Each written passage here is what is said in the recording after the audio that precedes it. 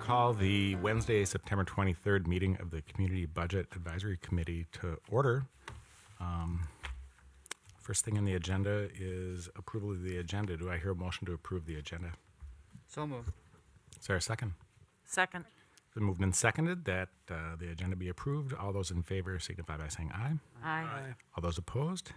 The motion carries. Next up is item number 3.1, the approval of the meeting minutes. So moved. It's been moved that they be approved. Is there a second? Second. Been moved and seconded. Any discussion of those? Hearing none, we'll come to a vote. All those in favor say aye. Aye. Anyone opposed? Hearing no one, the motion carries unanimously.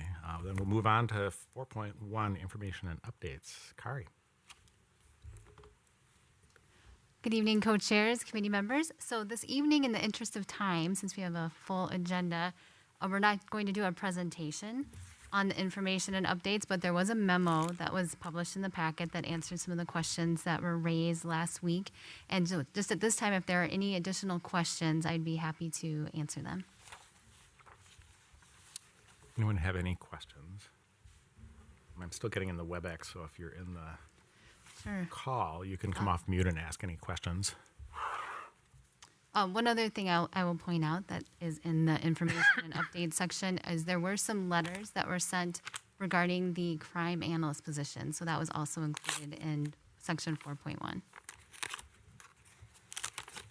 Okay, any comments or questions for the staff?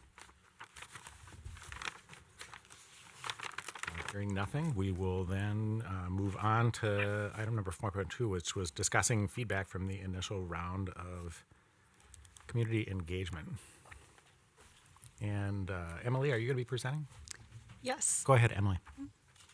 Good evening. Thank you, co-chairs and committee members. I'm Emily Larson. I've been with you virtually before, but thank you for inviting me back. It's good to be here with you in person. During this time, I'm going to provide an overview of the phase 1 of community engagement and the information that we provided in your packet, and then also guide some discussion to hear your initial reactions to this feedback and identify some ways that you can use the input in the decisions that you have to make coming up. And so first, just some reminders. Here's a basic overview of phase 1 of engagement with the purpose statement. The input that we collected from August through now, through September, is really meant to be used to learn about the values of the community so that you can reflect these values in the development of your budget scenarios. And so pointing back to this IAP2 spectrum of engagement that we've walked through before, the level of engagement focuses on informing. So there was a budget presentation shared by the city manager and the budget manager, and also to consult.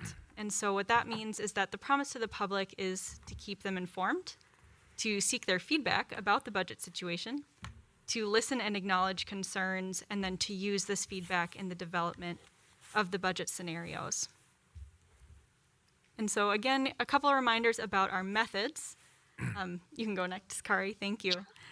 So we used a few different methods here, and the first is the Let's Talk Bloomington digital engagement platform, and so that site launched in late August, and we had surveys, idea boards, and a question and answer tool that residents could engage with. We also had 2 different types of listening sessions. The first were community partner meetings, and for those meetings, we were connecting with groups that met some certain targets that we were trying to hit, so reaching out to BIPOC communities, to senior communities, and the business community. And those are groups that we had already been connecting with in a virtual setting, which was advantageous in the sense that people were familiar with using the platforms and participating from their homes in that virtual setting. We were also mindful of technology and some barriers that people might experience, specifically with the Creekside Community Center leaders. And we offered a practice session prior to that meeting to help seniors walk through how to use Zoom. And most of our participants, they had their videos on and they could mute and unmute and were able to participate in that way, which was great. We also had 2 community listening sessions. The first was last Thursday evening at 6:30 p.m. and then we did have one on Saturday at 10 o'clock a.m. And so we used the Zoom platform for those meetings, and engaged with people, both having them share verbally and using a chat box. And so we leaned into the virtual platform for those. I do also want to touch on a couple things. I know there's some interest around how some of these methods were promoted to the community. And so staff from communications provided some summary information for us that I'll walk through here quickly. First, in print, messages about the listening sessions were shared in the August and September Bloomington briefings, which are distributed to 43,000 households and businesses. With cable, the listening sessions were featured on Bloomington Today for 2 weeks, the week of September 9th and 16th, and it aired, I think, 35 times. I think that number was recently corrected. And a potential audience on cable TV is about 20,000 subscribers. We also sent the information out via email through different e-subscribe lists, and so it was delivered to just over 1,700 subscribers, and about 32% of those subscribers actually opened the email, which is pretty typical for what we see with that, and it's anticipated that about 500 people actually read it. And then via social media, the opportunities were promoted on Facebook, Twitter, Nextdoor, and YouTube, with a combined reach of about 21,000 people. And on the website, the pages had 3,300 views. And so taken together with electronic messages and the things listed above, it's estimated that the reach was about 25,000 people. And so in your packets, you have an engagement report. And so I'm just going to highlight a few things in that report, and then we can get into questions. So first, you'll find an outline of the engagement plan for phase 1. And so what you can see there are the details for each of the listening sessions. And then it also, in the first row, it does break down a little bit more information about where the promotion and the flyer was distributed to beyond those methods I mentioned in partnership with communications.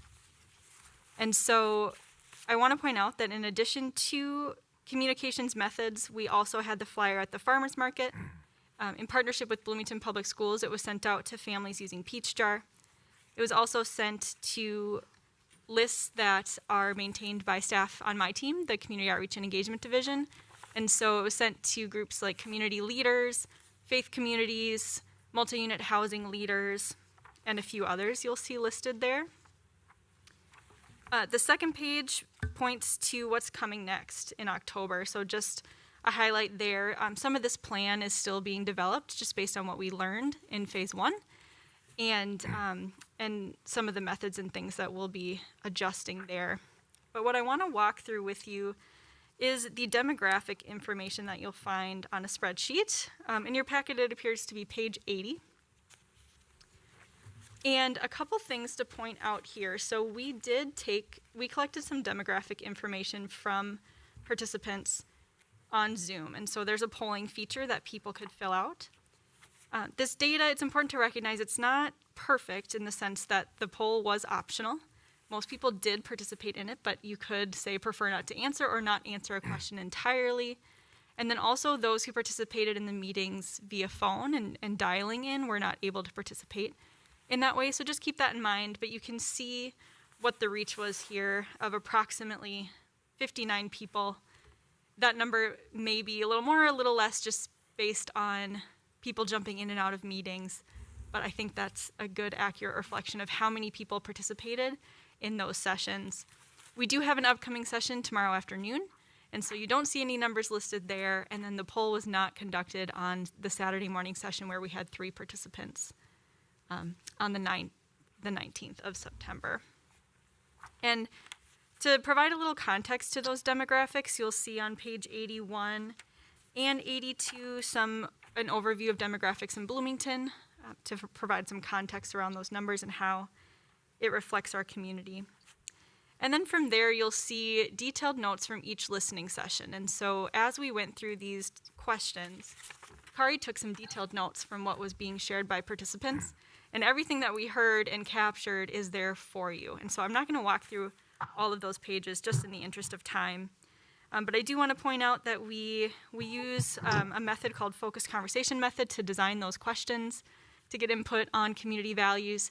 And we did at the end ask participants to share, is there anything else you'd like to share with the members of the Community Budget Advisory Committee?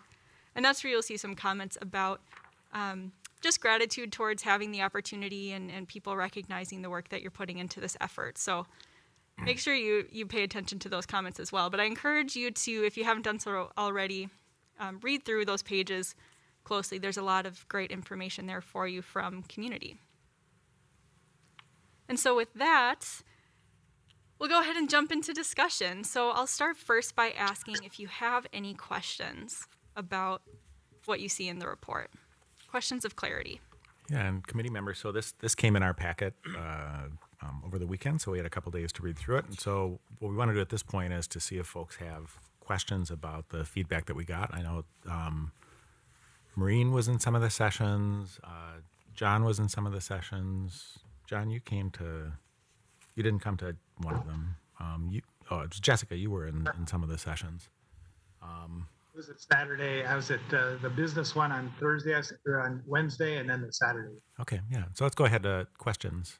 Saw, did you have a question? Did you raise your hand, or who? I'm trying to read somebody over there. Oh, it was Josh. I'm sorry. Mr. Chair,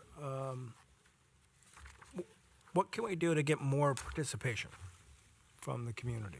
What would be the strategy and tactics to do that? Sure. So Go ahead. Chair and committee member, we did actually at our Saturday session, we had some good discussion around some suggestions from community about how to better promote the sessions. And so we'll be doing some efforts around some of those strategies beyond some of these Facebook, social media, website things that we lean into. We'll continue to do those things as well, and our communications team is already moving in the direction of doing these pushes.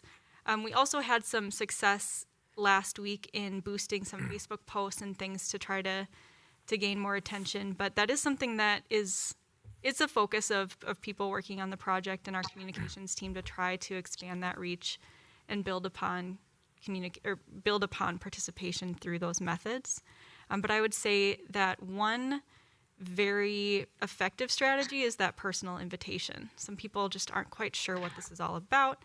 They might be nervous about logging into a Zoom call and just not really sure how to conduct themselves. And so, we'll continue to encourage our contacts to be inviting friends and neighbors to participate, but that's also a great way for you as committee members to leverage your connections in the community as well. So I'd encourage you to continue that and just let Kari know or Jamie know if you have any specific suggestions that we can be doing.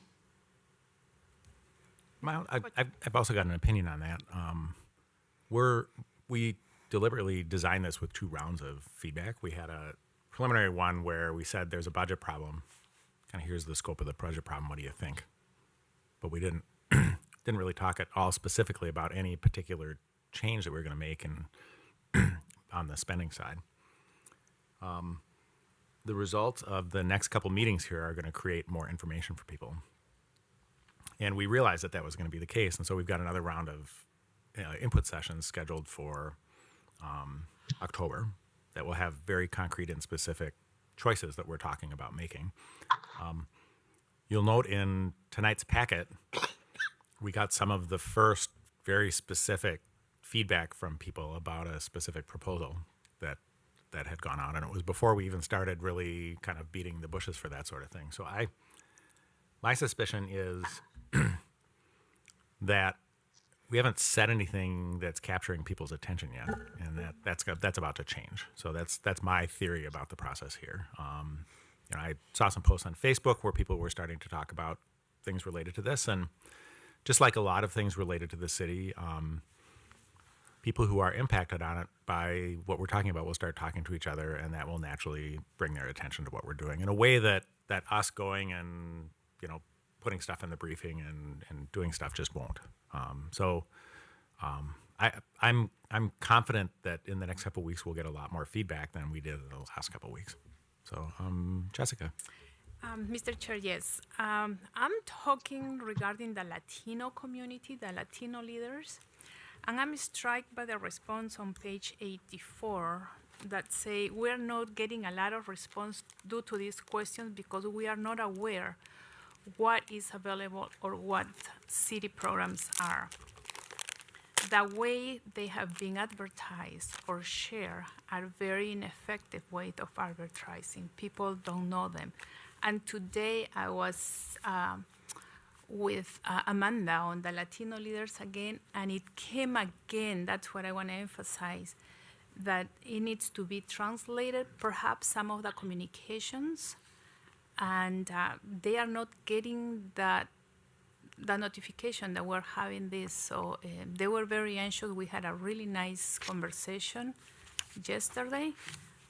But I just want to point out that we need to translate and perhaps keep advertising in so many different places, right? Okay, other comments or questions? Saw. Yeah, I have a thought about how we can get more engagement, especially from, the Hispanic community, immigrant communities, because being a first generation American and watching my parents go through this, their information is coming through from people they know within those immigrant communities. So I'm wondering if we have the ability to recruit volunteer like ambassadors, where it would be more of like a word of mouth conversation. Hey, this is what's going on in the city. This is how you can be involved and understand what's going on, versus focusing specifically on the print, the digital reach that we have. That's kind of missing a lot of the other population. I think that applies not only to those minority immigrant communities, but also to our senior communities that we have here as well. There's a lot of talking between friends and neighbors, and that's more effective in terms of getting the word out versus reading something online or in a paper. So I wonder if we have that ability to recruit volunteer ambassadors to help support us on that behalf. Okay, other first reactions that people want to give?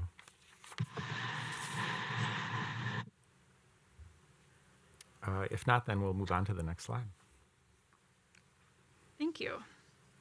So next question is, what concerns does this information raise for you?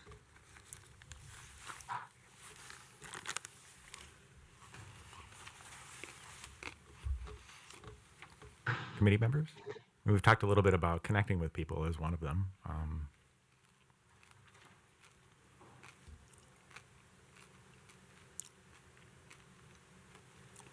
Mr. Chair, John? I guess that kind of gets to the reason I contacted the school board and used their method, which is translated into 3 languages. And it knows which household it's going to, so the proper household gets the proper language. It's not 100%, but it's how they communicate their school information to families. And I thought that's something that they're used to. And I just thought we were too heavily engaged in technology as opposed to having something closer to that they're used to your point. The ambassadors, I think, is a great idea. I think the time is against us to train somebody that has enough information to be helpful in the community. We're going to start making some pretty tough decisions here tonight. So, but that's why I contacted the school board. I thought they might have a different way, and they did. And but it's just a piece of the information. Other comments on the question?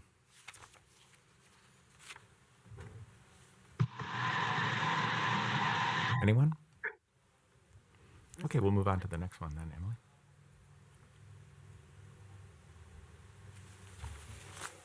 So based on the input that you see in the packet, what key themes are emerging about the community values?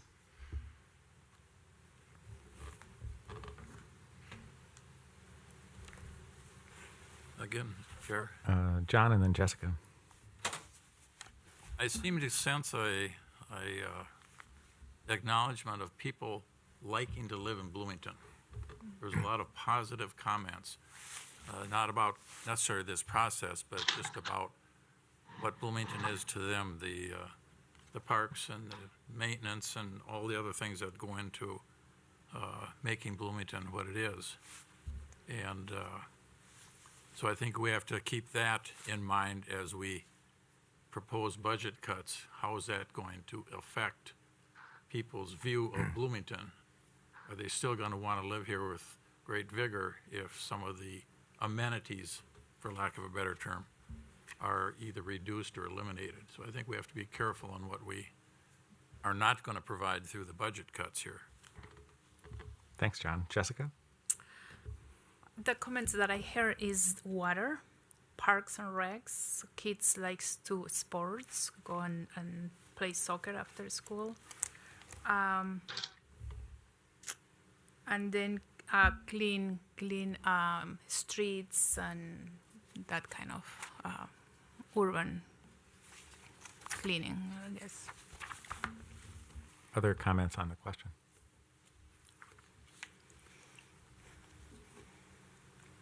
Anyone? Okay, we'll move on, Emily. Okay, so this is the big question for the evening. And that is, how does this information, or how will you use it to inform your priorities for the budget?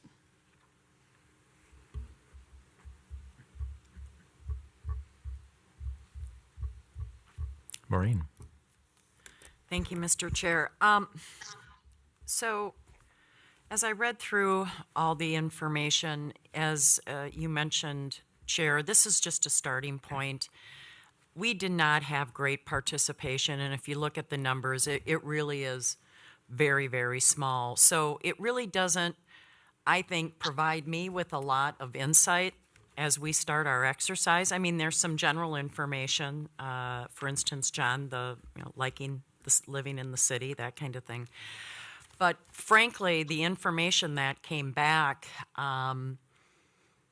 for me was just very anecdotal. And as we're starting to do a deeper dive, I mean, these people weren't involved in all of our meetings to hear all, so they're not privy to that, and I don't think they really understand. So I think when we do get to the next set of listening sessions where there's something that they can actually react to, that's when I think that's when we're going to be able to have more input and dialogue and discussion, Mr. Chair. Thanks, Maureen. Other comments? Folks on the phone or in the room? I'll follow up here, too. I think, at least from my perspective, I'm kind of in the camp of Maureen. I think it was important to go out and have this conversation with folks as the process was happening. I think that the feedback that we got, at least for me, helped inform the conversation that we had last week around ideas and some of the ideas that I sent into the staff to be considered. So I think it's been considered that way. One of the things that I think is actually valuable out of this is that there's there's really not a theme, which is actually a valuable thing to know, which means that there's not a consensus in the community on what ought to be done. And so I think that's a useful outcome of this as well. Mm-hmm. Other comments or observations related to the question? John? I don't know if I'm right on point here, but I agree that from my viewpoint, the participation level was quite low in the first round of listening sessions and whatever. Are we, well, let's see, how can we assure that round two, with solid information, will have a lot more people because there's information that they can react to?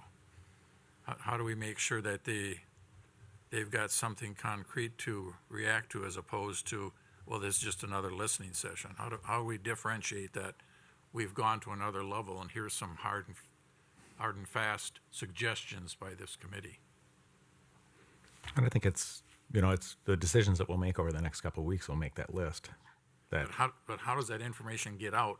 Right. People we want to. Yeah, so I think that's a good question that we should think a little bit about how we want to present initial results of our process to the community in a form that's digestible for folks. We haven't really talked about that. Josh, go ahead. Mr. Chair, John, I reflect on some advice I got years ago that we ought to have the public tune into a radio station called Wi-Fi. And that's what's in it for me. And if we frame the conversation about what's in it for me, we will hear from people. I don't think they're listening to that radio station yet. Because we're not, given the level of cuts that have to be made or tax increases, we should have a stack this high. That's my experience on it. So as soon as people start listening to that radio station, we're going to know. My concern is we're running out of time. So whatever we can do to speed up that process, I think laying the foundation is good. That creates some rapport, sets it up. But I think we got to start making some tough decisions and generate debate. So that's my view. Mm-hmm. Other comments or questions? Seeing some nodding. Anything else we want to do related to this question?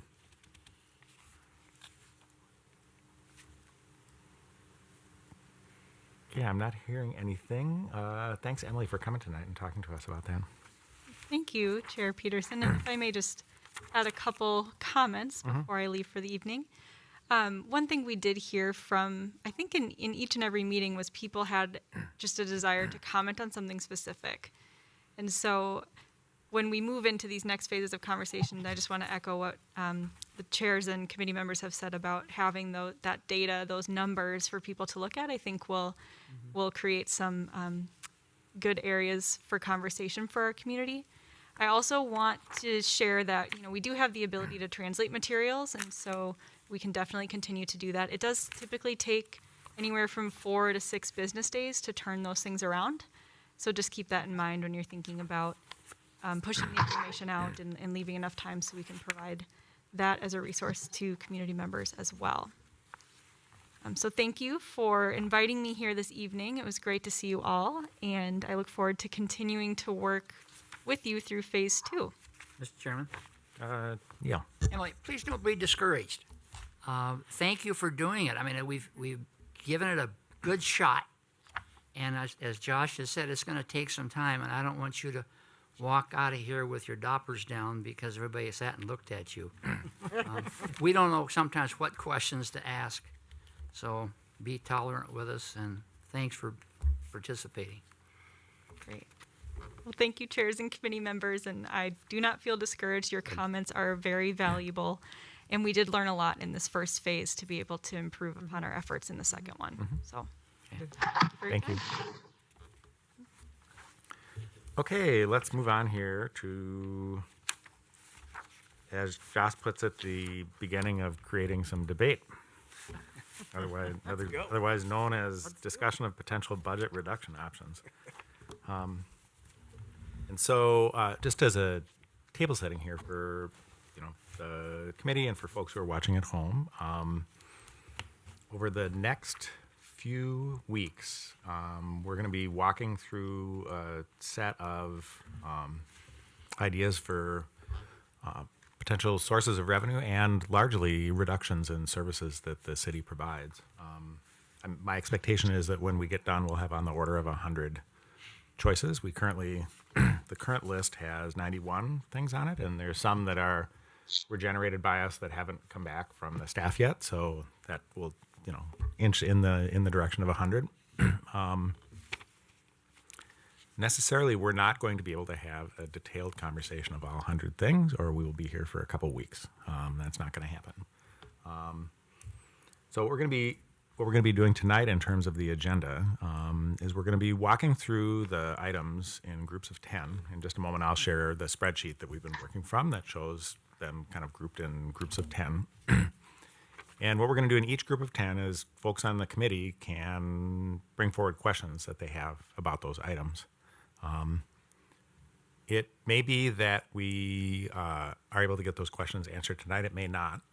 We're not making any final decisions about what's going to be in our proposal tonight. We will go through and rank the things that we know about, though, into three categories, and then discuss kind of how that ranking went and what people's impressions are of that as kind of a dry run of seeing where people are at on things. Next week, we'll have more information from the staff. We'll have the answers to our questions. And really next week is probably the first week that we could produce a proposal that we would take to the public. But that's going to happen either next week or at the meeting after that. It's going to be one of those two meetings.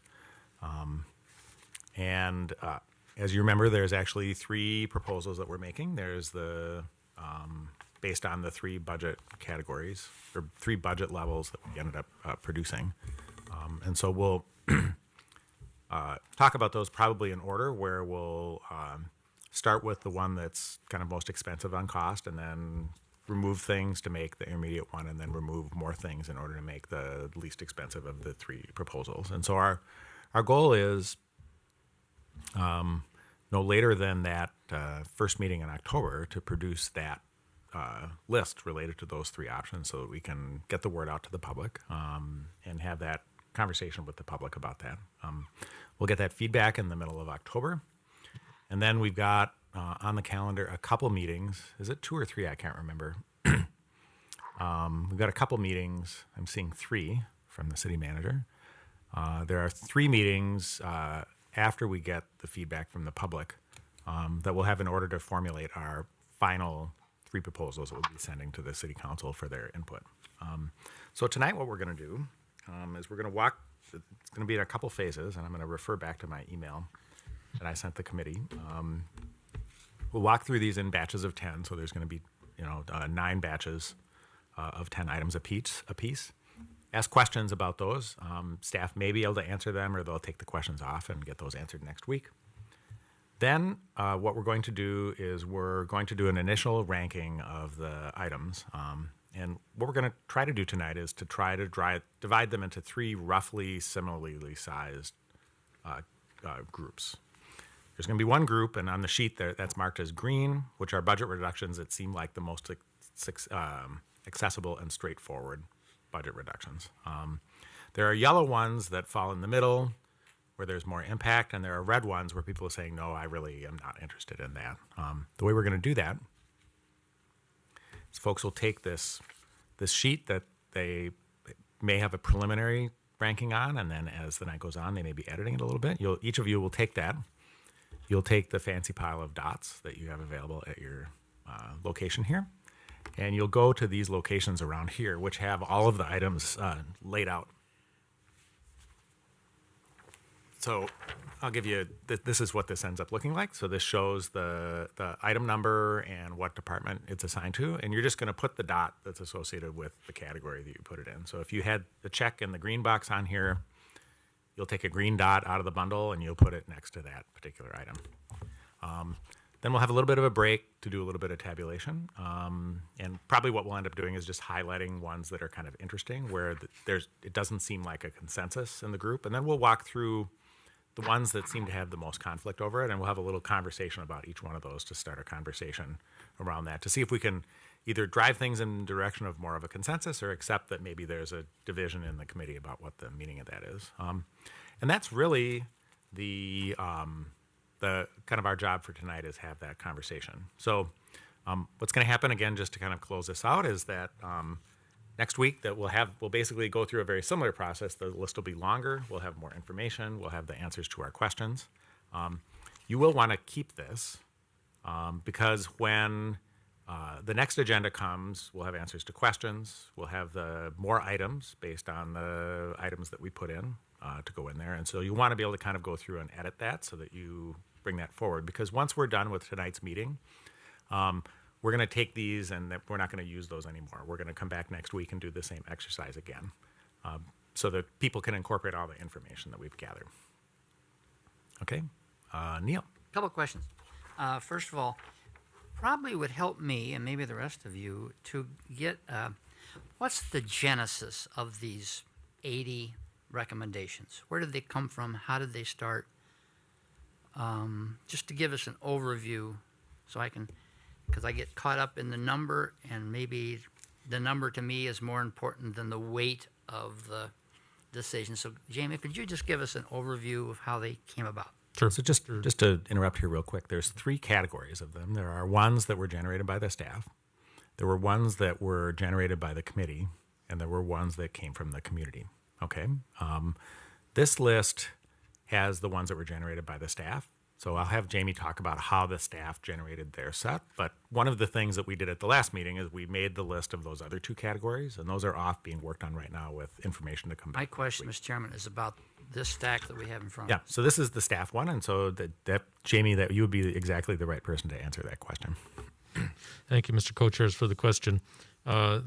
The department directors were given targets by the city manager for reductions within their respective departments. Those targets ranged from, it wasn't everybody getting the same percentage amount. Those targets ranged from 4% to 6%. And the total targets that were, the total of the target was $3.7 million. Each of the department directors worked through their own process with their leadership teams in their respective departments to identify options for the reductions. Those were brought back and shared with the executive team, which is all of the department directors and our racial equity coordinator. We reviewed all of the submittals that everybody had put together and then packaged them together to give to you tonight. So it reflects the wisdom of the leadership team in each of the departments about where they can make reductions to meet their targets and do so in a way that I think that some things we were striving for was to minimize impact to residents and to take advantage of vacancies where they exist. So where we see position reductions, the vast majority of position reductions that are in here are through vacant positions. We identified those as being the first place to go. And then, trying to minimize the impact to the strategic initiatives for the city too. So each of the department directors are available on the WebEx this evening as you go through your process. If you have questions related to any of these items, they're all at your disposal here. And the other thing that I do want to point out is that each of these items was reviewed by the racial equity coordinator, and where she identified that there is a potential equity impact, that is included in your report. I believe it's the last 4 pages of your report. And I do have some additional information as a follow-up question, but I'll look to Co-Chair Peterson if you want me to share more about that now, or if you want to come back to it. No, I think, and Neil, did that answer your question about I think so. And then the decision between a 4% cut or a 6% cut, your executive staff determined who would get 6 and who would get 4? So that was one that I'll own myself. That was the city manager picked those numbers, and I will tell you there wasn't a scientific process to pick that. That's fine. Okay, the core basic functions of government, which I think most people recognize as public safety and public works, tend towards the lower half of that, and some of the other services were a little bit higher than that. That wasn't intentional on my part. It was just recognizing that, they're understanding what was in the budget, having reviewed all of the budget submittals from departments, and knowing what we could probably ask of each of the departments. There was a little bit of that too. Okay. And then one more. What kind of a cumulative total did you have? $3.7 million. Okay. And so that is... I guess you said that. Okay. Yeah, that's I don't want to say it's a potential issue, but if ultimately we are looking at a 0% in the worst case scenario, that's more than that amount, right? So the actual reductions that were submitted by directors exceeded the 3.7 and actually are in the neighborhood of $5 million. I was going to say, I ran a tape on mine, and I was getting a different number. Okay. Follow up. One more question, Mr. Chairman. This is for you. When we get ready to put our dots on the sheet, can I trade somebody some some of my yellows for their greens? If I suppose if somebody was willing to make that trade, you could do And it. if they don't, is my vote influenced because I don't have enough dots? I think as a Oh, she's got some more over as- there. She's waving them at me. as a Oh, okay. oh, I'm showing you quietly. Oh, they are available then. so They're our not restricted to 13 votes. so the goal here is a little bit to force you to make a decision. So we want you to Good luck. divide them. We want you to divide them into 3 pots. So if I see you over at Brianna taking dots from her, I'm going to tackle you and take them away. So you should have. The problem is, otherwise we just don't use the other ones. Well, we have roughly. You put roughly the total number of dots in the pile is roughly the number of items, right? There are more. Each color, there are 42 dots of each color. Okay. So they are in excess. Okay.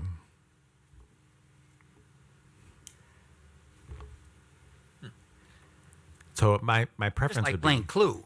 my That's preference cool. would be in order to I would like you to put an equal number of each color out so that we divide them into 3 buckets because otherwise from a weighting perspective we're not driving toward kind of allocating limited resources. So But does not that limit my ability to vote the way I think is appropriate?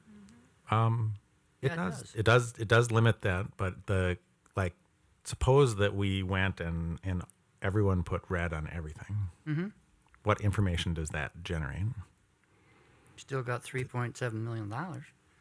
Right, but that in terms of prioritizing the things out of that list, it doesn't generate any information that we can use to do that. So the concept behind limiting, trying to have it roughly equal, is it generates information that we can use to see what people's preferences are from a priority perspective.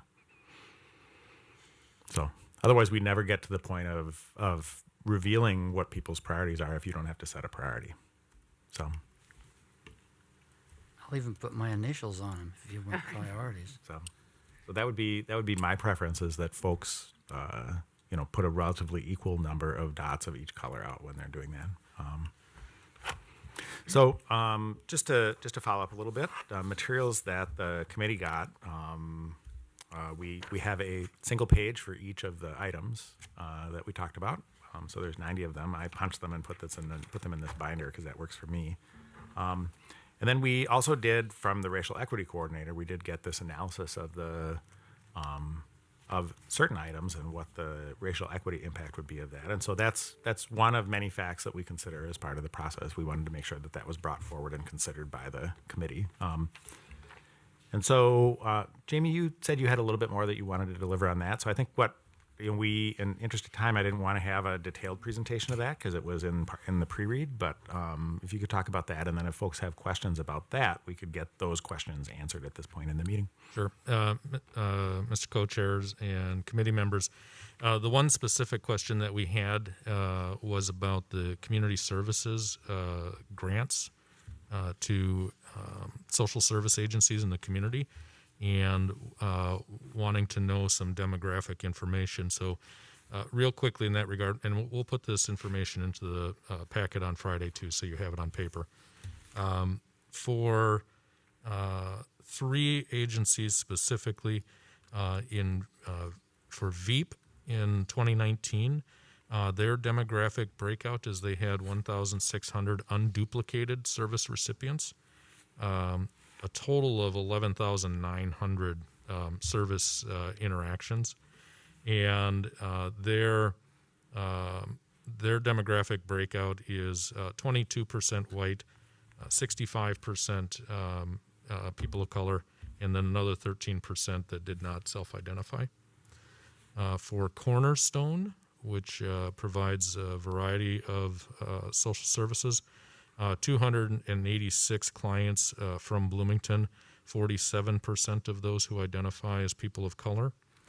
And for Senior Community Services, their demographic breakout, 75% are female, 45% live at the poverty level or below, and 58% of those clients have 2 or more significant physical or emotional challenges. So people with some level of disability that impairs everyday living. So we'll put this information into your packet so that you have that data available. Okay, any questions about that? Either the information that Jamie just provided or the information in the packet on pages would be 126 to 129. That's basically at the end of the packet. Everybody have a chance to read it? Maureen, go ahead. Okay, I'm trying to find some things here and having problems logging on. So I thank you, Jamie. I submitted some questions earlier. I had a couple additional questions, Mr. Chair, that I had submitted regarding this. Are those going to be answered tonight, or is that something that will be? Were they on specific items? Yes. Okay. Well, one I got, which was the play lot, but the other was regarding overall positions that were being cut.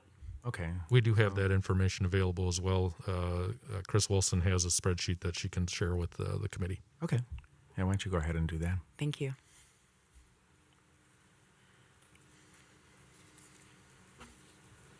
Thank you.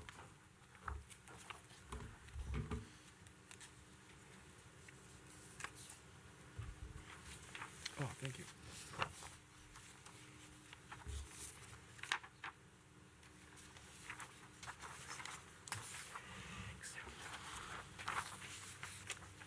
Thank you.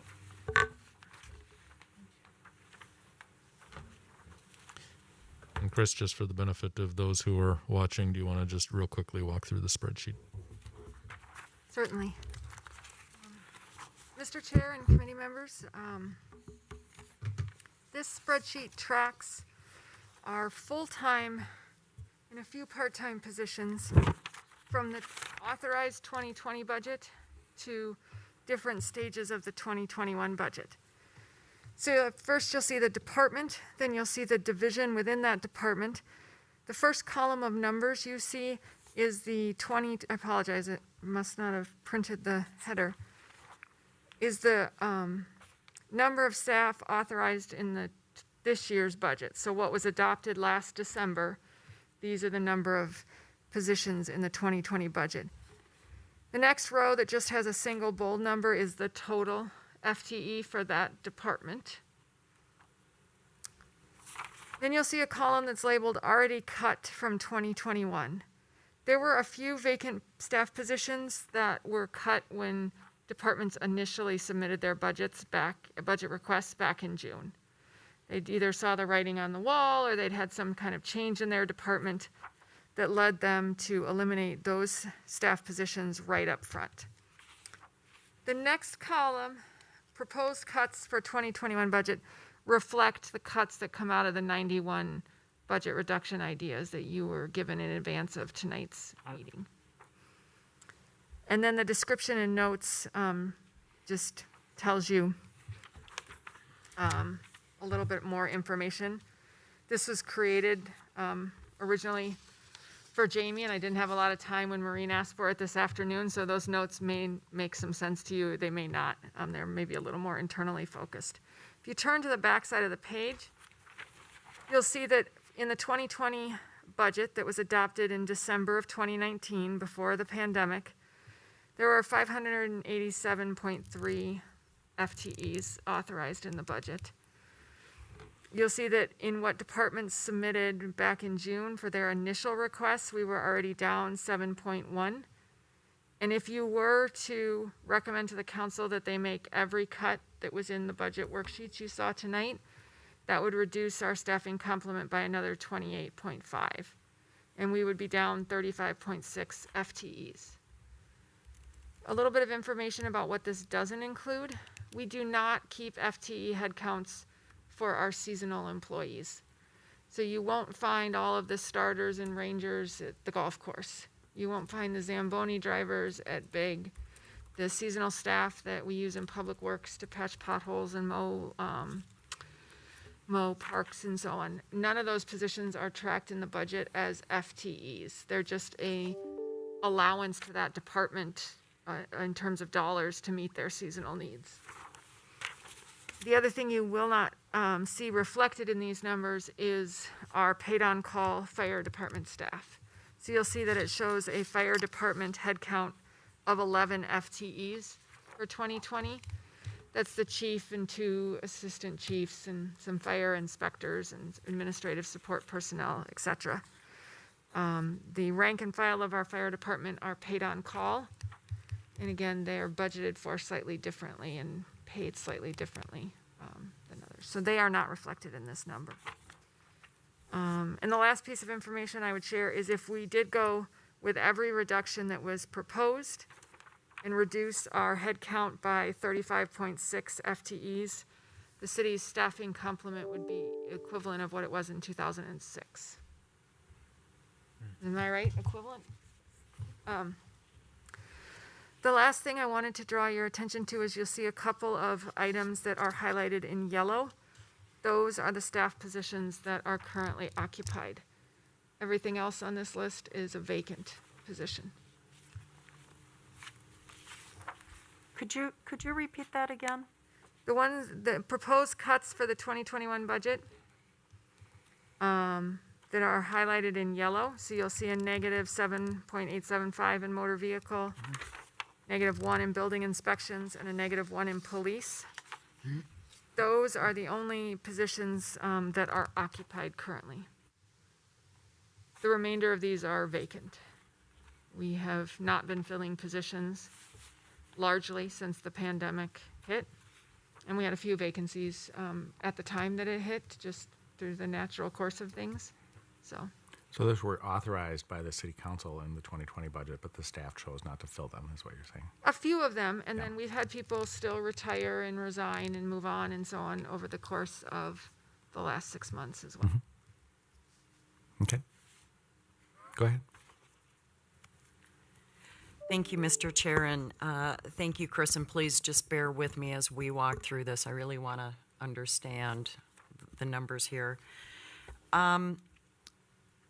So if I am to understand this, is the already cut numbers, which at the bottom is a negative 7.1, that's already been cut from 2021, and then you look at the overall total with the proposed cuts of negative 28.5, is that 7.1 included in that negative 28.5? No. No.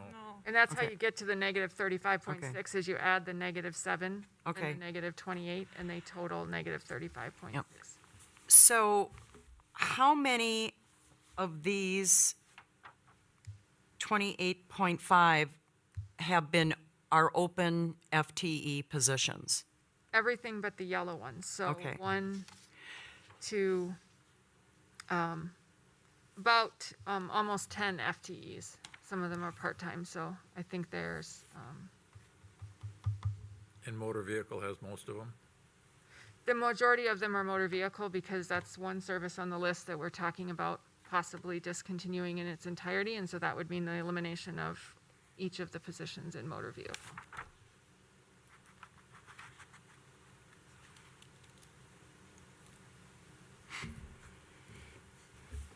Does that answer your question? For now. For now, okay. It's not until November that we get to stop asking questions. So, any other questions on this headcount related spreadsheet? And I want to note something before I call again is that when this was handed out, I was reminded, and I went back and looked in my email, that I had been having an email conversation with Jessica about a similar analysis, except around kind of top management. And that ended on Friday, and I neglected to send that into the staff to ask for that. So I've done that, and we'll get that information for the next meeting, but that's not going to come to the meeting tonight. And I apologize for missing that as the email kind of scrolled down in my email here. That's fine. Okay. So we'll loop back here. Do you have a question about this spreadsheet? Yes. Yeah, go ahead. Mr. Chairman Chris, I'm wondering what will be the total for the 35.6 position in dollars then? Do you have any idea? I'm sorry, I don't have that information tallied up for you tonight. I can certainly calculate it for next week, but Okay, thanks. Other questions? Not seeing any hands on the call. Okay, thanks for providing that. So again, we're kind of answering questions about this. If folks had questions about the racial equity dimension of things, now would be the time to ask that. Otherwise, what we'll do is I'm going to start presenting the spreadsheet, and we'll, in groups of 10, start going through and having people ask questions. So last call here. Okay, let me get things reconfigured here just a second.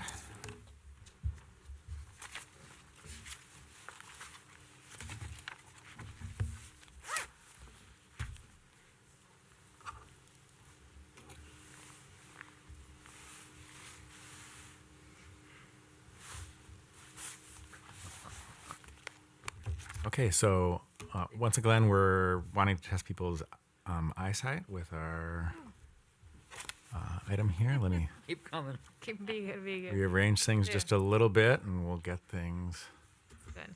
so that the dollar amount shows up. You're going to do them in the order they're on the sheet, 1 through Yeah. 10? Yep. So what we're going to do is we're going to run through from top to bottom, from 1 to 91 in groups of 10. Last group will be 11, of course, because it doesn't make sense to do a group of 1. So right now we have items number 1 through 10 on here. And I will open the floor to questions about items number 1 through 10. And if someone could watch the see if there's hand raising on the thing and wave at me, because I can't do that and have the projection going at the same time. Questions on number 1 through 10.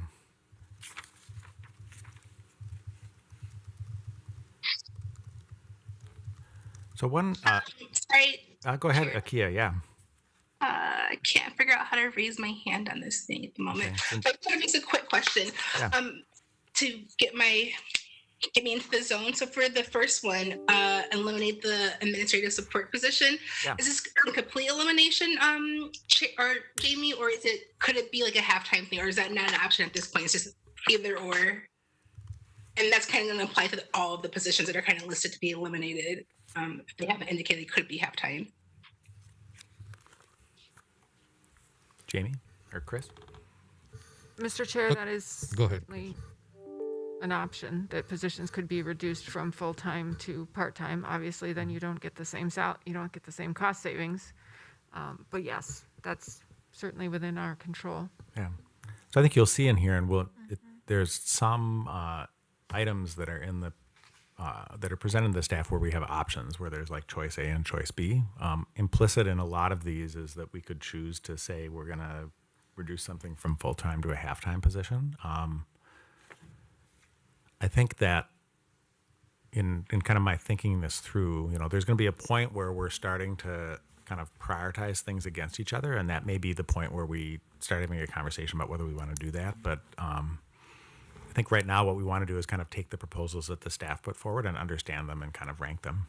So what they've proposed right here is that they would do without this position on a full-time basis. Akia, did that answer your question?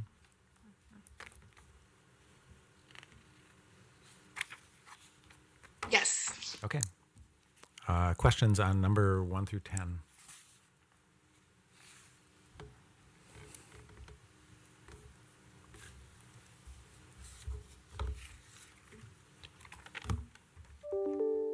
Moving onward then, we will go to number 11 through 15.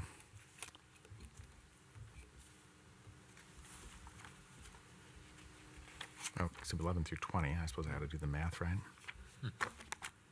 Here we go. Items number 11 through 20.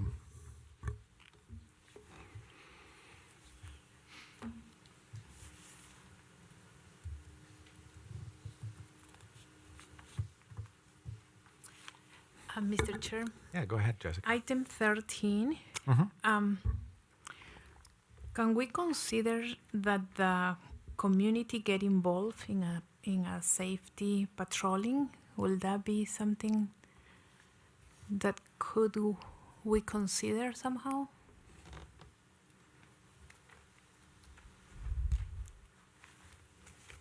Jamie, is that a question for you, or do we get Jeff to come up out of the chat? Or I'd invite the police chief in to answer the questions. Yeah. okay.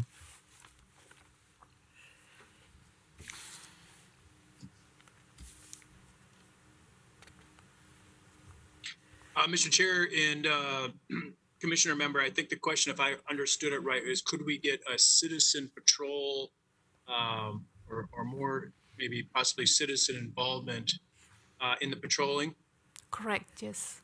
Okay, so just to kind of clarify what currently what we have is, and it is somewhat common that we use what we call a police reserve program, and that is a group of volunteers that we've been doing this for several years actually, and they come in and help us patrol our park areas, patrol certain areas of town where we think having a increased police presence, albeit it's a non-sworn position.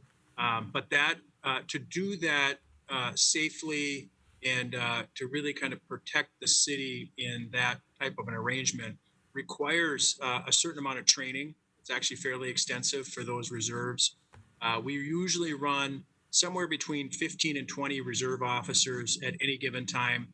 And that really is in a sense, a citizen patrol. Now, we recently started another volunteer program to help us with our non-sworn duties. So we have on a daily basis volunteers helping us in our records unit. But as it stands right now, we do have a volunteer program, citizen volunteer program that are reserve officers. We have the capacity to keep and put them in proper equipment, somewhere between 15 and 20.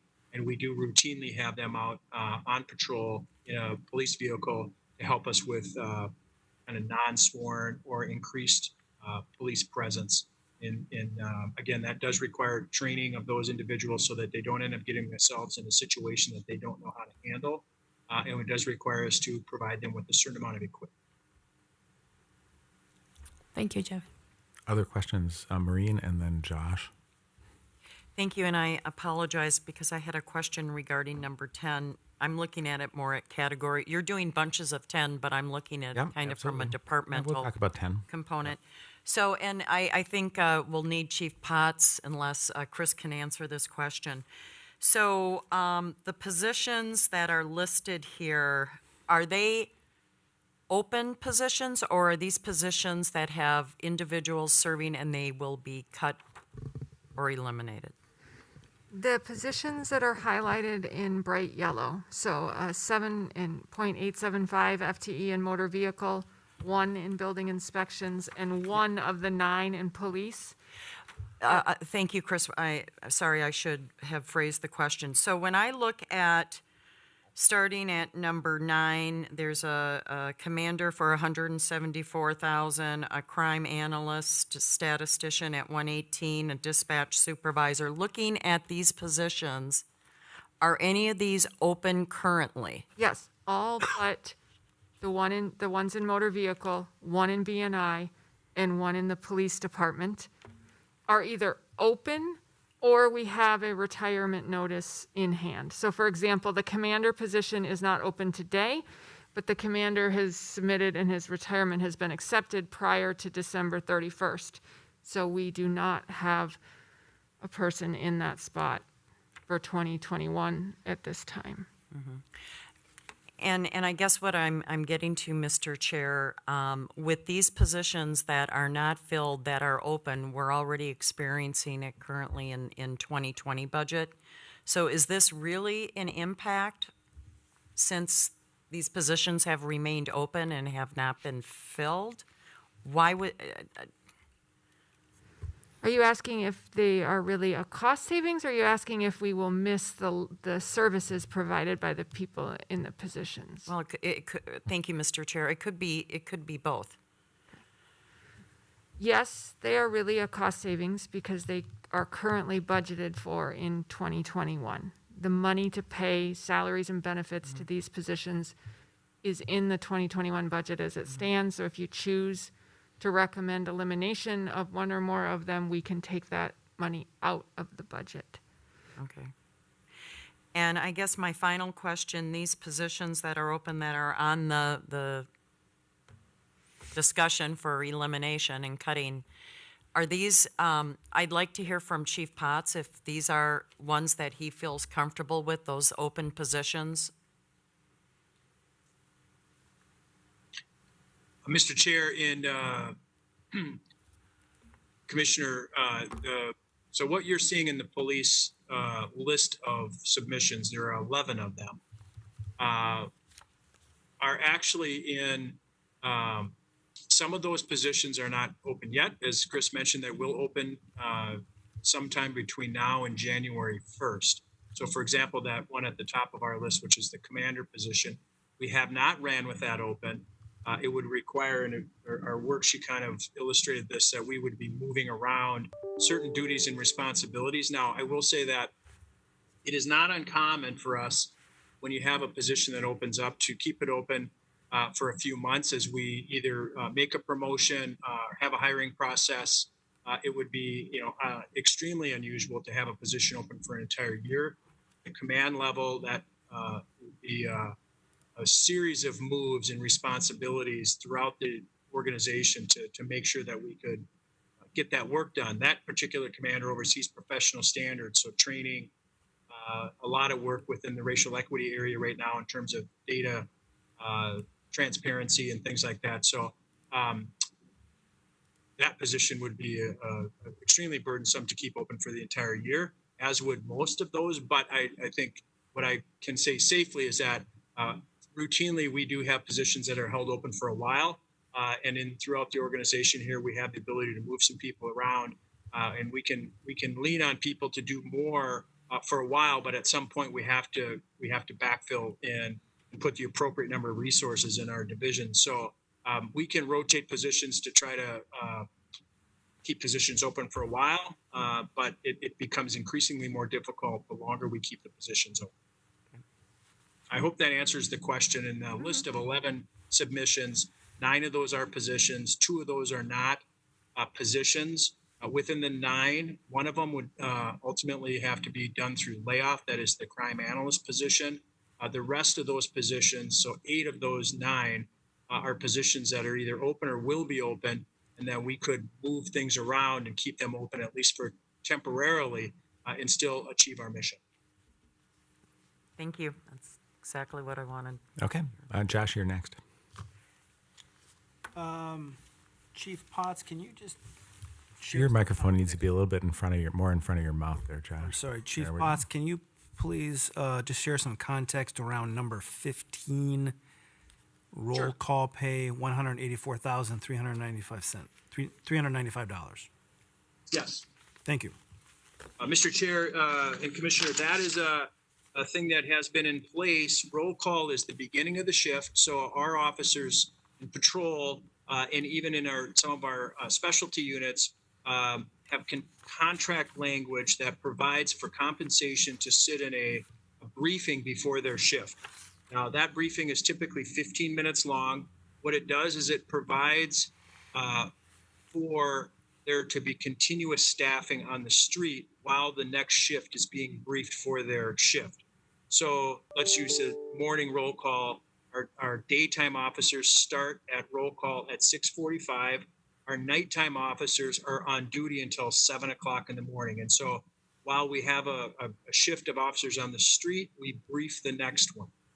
This change would basically eliminate that 15-minute overlap, and we would begin the briefing at the top of the hour, and we would eliminate the overlap. And so, as was mentioned in that worksheet, that we're a little thinner at our transitional times when one shift is going off duty and another shift starts. But it is something that we could do. We would just be thinner in our street coverage at the beginning and at the end of each shift. There is, again, I just want to be clear on this particular submission. Implementing this, there may be a challenge. Working with and meeting with our unions right now And so we just have to have that in the back of our mind that there is some language in their contract now, but we feel that we could accomplish the briefing and not do it 15 minutes before the shift starts, but rather do it at the top of the hour. That is your question, Josh? Yeah, Other thank you, questions? Oh, Jessica is next. Thank you, Mr. President. On Chief Pat, on number 16, Special Investigation Unit, the investigator. I'm concerned with, I'm having a hard time understanding how we can get rid of this position if in Minnesota we have a lot of human trafficking. How we will deal with that issue if we don't have this kind of position? Could you elaborate into that, please?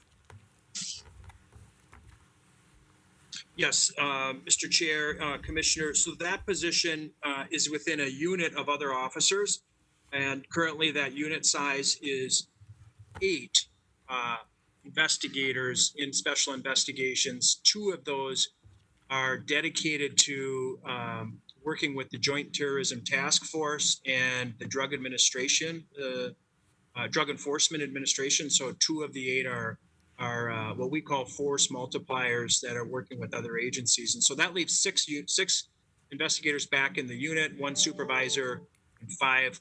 And this would just be a reduction of 1 of those positions.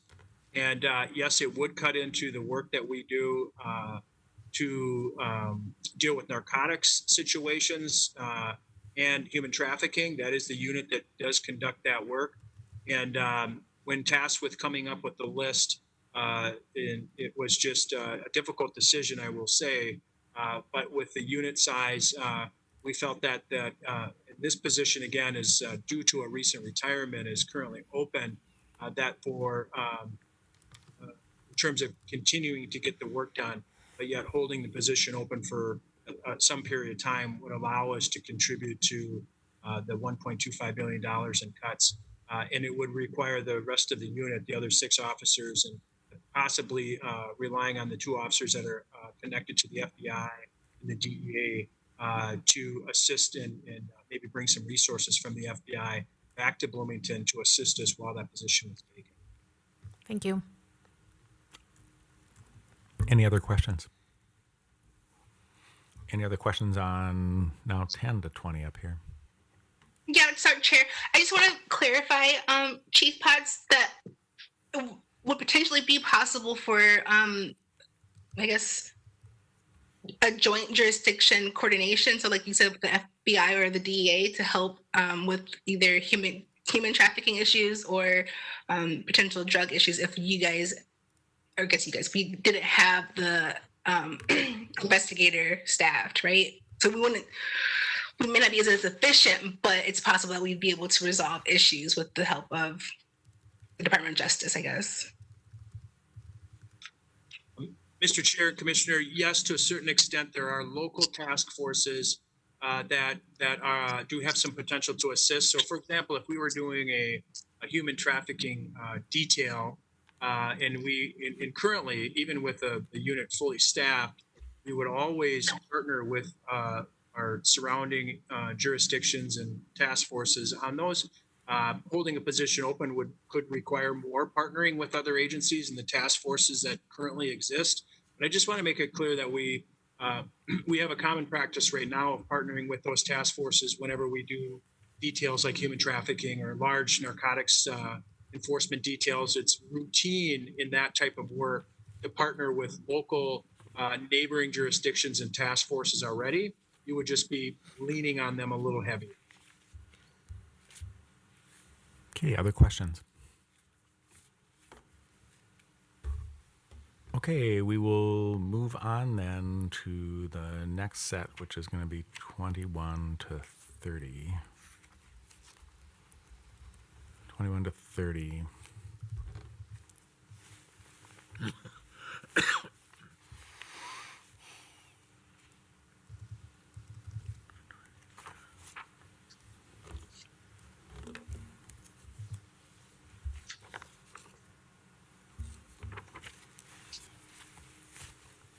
Josh? Wonder if Chief Seal could speak to item number 23, a little more about eliminating the hiring of 10 new firefighters for 2021.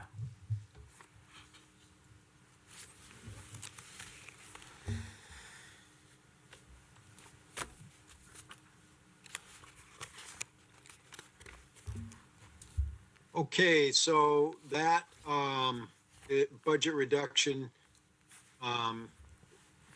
is basically eliminating our ability to put on a new class of firefighters for next year. We had a similar reduction this year, so it just means we wouldn't be putting on any new firefighters in 21. I'm not sure if I answered your question. Yeah, so follow-up question, how are you feeling about retention of existing, kind of the existing members of the fire department? Our retention is usually pretty good once our people get to about the 10-year mark. Our last couple of classes, our retention has not been as good, but they're relatively new. So it's not unusual to lose people in classes earlier on, but currently our retention numbers aren't as good as they have been in the past. And I attribute that mainly to a change in society, a change in people's stress in their personal lives and time requirements. It's a tremendous amount of time to commit to the fire department. The first 18 months are pretty much 2 or 3 nights a week that they're tied up in training. So it's a tremendous commitment, and there's some people that once they get in figure that they just can't complete that commitment, and so they end up dropping out. So my retention, even at hiring 10 people next year, if I was able to hire 10 this year and 10 next year, I'm going to struggle to keep up with attrition. So, thank you. Yuli, I've got a follow-up question on that. At what point do we become concerned about having the firefighter group getting kind of too heavily weighted in long-tenured firefighters? In other words, ideally, it seems like you would want to have a fire department that had, some new people, some people who've been there for 5 years, some people who've been there for 10 years, some people who've been there for 15 years, and so on.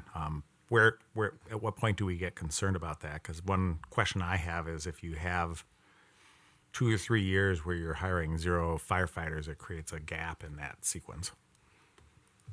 And thank you, Chair, and to the committee. That actually is what we are struggling with a bit right now, because we did have a gap in hiring for several years, and then last year and the year before we hired. So we've got a lot of people, about 60 of our 113 people who have less than 4 years on, and that makes them very inexperienced. The other 50 people are in varying stages of seniority, exceeding, from 5 to exceeding 20 years. But I've got a large number of people with very little experience. I think my major concern right now is just numbers. I don't have enough people. Okay. Other questions on these items? Mr. Chair? John? I'm not sure who the question is for. Chief, maybe that $124,000 for 10 firefighters, does that include any pension payments or other things that go along with that position? Good question. No, it doesn't. In fact, that's not the cost of the entire class. That is a piece of that class, of that training dollar. So the actual cost of the entire class is probably another $100,000 or a little less. And as I was going through and proposing cuts, when we submitted the budget for next year, it was hiring a class and doing really very little outside training with the rest of our firefighters, very little or none at all, just doing inside training. And so as I proffered cuts, it would eliminate hiring this $124,000, but it would leave some money left so that I could bring in outside training for some of our existing firefighters, assuming that we didn't have to make some more cuts. So this basically the cost for the class is closer to 200,000, and that includes equipment, training, and hourly rate pay for my instructors. The equipment is quite substantial, as you can imagine, to outfit each firefighter.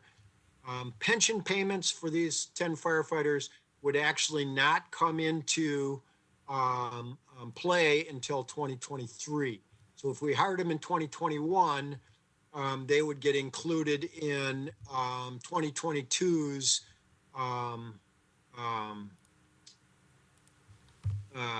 the auditor's calculation for 2022, which would be payable 2023. I get a year's grace period when I hire a class. So,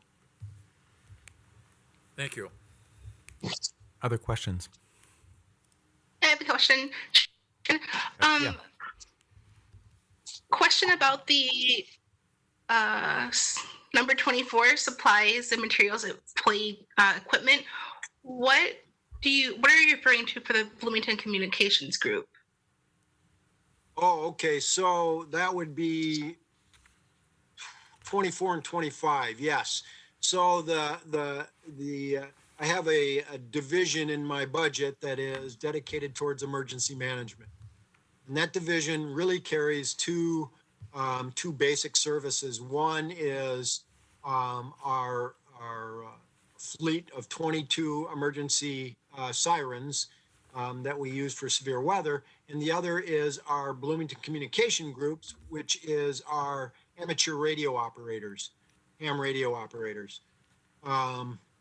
So they are all volunteer. We give them space up in City Hall next to the Hague Conference Room. We have some antennas and some radio equipment in there. That $2,000 basically is just about all of their support budget that I have to support them for equipment and supplies if in case they need it. So every once in a while they need to rerun coax, they need new antennas, they need some new hardware, some equipment, and that's what I supply for them out of that. They also, just to give you a sense of how active they also are part of Skywarn. And one of the things they do is they do across the metro area, amateur radio operators do across the metro area, is they activate what they call these nets during times of imminent severe weather.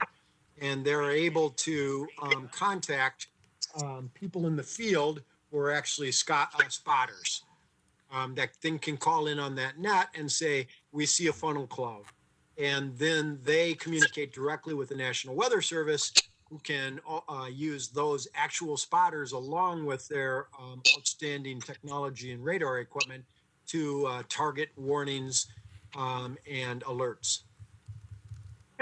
Is there any funding from either like Hennepin County or FEMA or any of like the National Weather Service for equipment grants or something like that? Or maybe not really?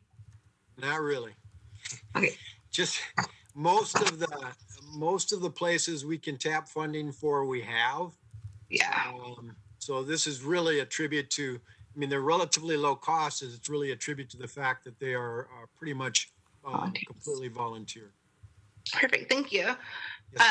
Chair Peterson, I have another question. Go ahead. This one's to the community development.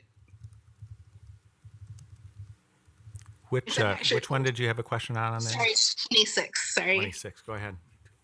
I'm not sure who it was directed to, but there was no notes here, or at least unless I'm missing it, but it's someone retiring, or what's the status of the community development director position? I don't know, Jamie or Chris, one of you want to answer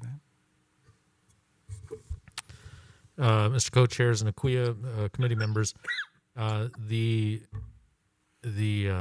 position currently is an interim position, and Heather Worthington, who is our interim director, is potentially in that role through March of next year. Right now, we do not have an active recruitment for a permanent successor to the position. So this is on the list, and it is a possibility. Did that answer your question, Akia? Yep. Okay. John, you had your hand up. Yeah, thank you. This might be a pretty simple one. I think we might need the chief back. But back on number 23, the eliminating of the hiring of 10 new firefighters, I think I got myself confused in that discussion. So will there still be some new firefighters? So there would still be a new class and the training and equipment associated with freshmen, if you will, or not? There would not be.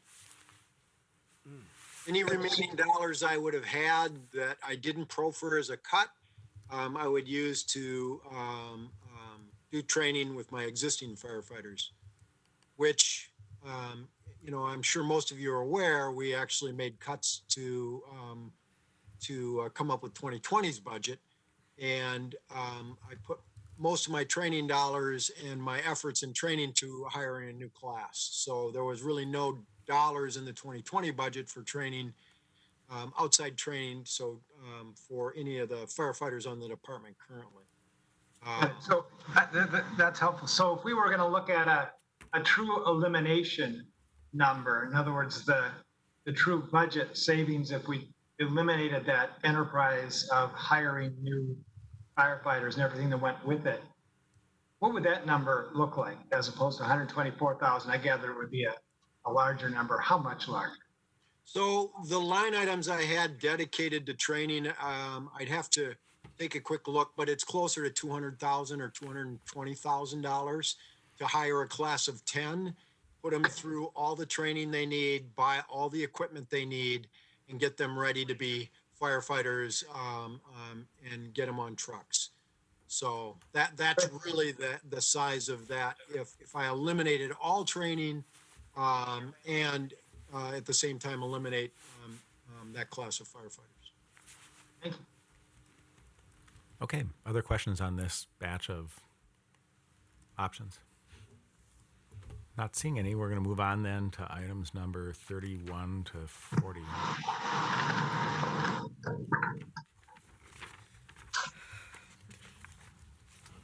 (31 to 40).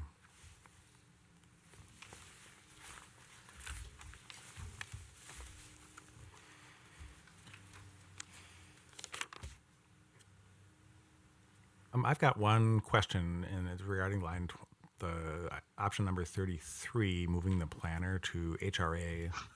What function is that person going to be doing in the HRA that's either being done right now or not being served right now? We're going to patch in our community development or interim community development director, Heather Worthington. I think that Chris is unmuting her. I'm just getting a message from her that just trying to get unmuted right now. Good evening. Hey. Thank you for the question, Chair Peterson. Could you please repeat that just so that I make sure I answer it accurately? Yeah, I'm just, we're the kind of assumption behind that is that you have work for this planner in the HRA. I'm just curious about what they're going to be doing in the HRA that would justify paying 20% of their pay out of the HRA. Thank you. Actually, we're doing two things with this action, but one of them is not visible to you here because we have a planner who serves both the HRA and the Port Authority on a very part-time basis. We're moving one of the individuals who serves both HRA and Port half and half as an economic development person into the Port Authority full-time, and then we are shifting a planner 20% time into the HRA. This planner has been serving in that role for the last several years, primarily doing data and research for the HRA. And so this was a way for us to be able to retain that position, but shift some of the cost to the HRA itself. Okay. Other questions here? Chair Peterson, I have Go a ahead, question. Yep. About the number 29. Do we pass this one already? Sorry. We're past 29. I can bring it up though. Okay.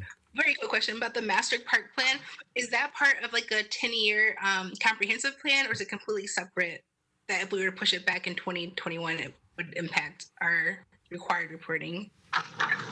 Chair Peterson, Commissioner, that is a separate planning document, and it is something that the Parks Department has requested be funded, and we will participate in kind in that effort. But this was part of our professional services recommendation for cuts in order to achieve the goal that was given to us. Okay. It's separate from the comprehensive plan. Okay. Maureen. Thank you, Mr. Chair. Line item 34, professional development, training and travel, 59,000. I'm curious, and this might be for Heather as well. What's the breakdown on professional development training, and then what's the travel budget, or is it all one of the same? Thank you, Commissioner. Chair Peterson, we tend to lump those together by division. And I think it might be helpful for you to understand kind of our methodology, which was to retain funding for professional development that is either required through a union contract or through a professional certification. So in the case of assessors and building inspectors, they have yearly requirements for continuing education. We retained those dollars. We cut anything that was discretionary, and we believe that for 21, most likely conferences will be online, and so there will not be travel required in the budget. So this is a minimal professional development and training budget with no travel. Great. Thank you. Okay, other questions? Josh. Question or number 38, the BEC TV operations contract. Do we have any views from Bloomington Public Schools on that?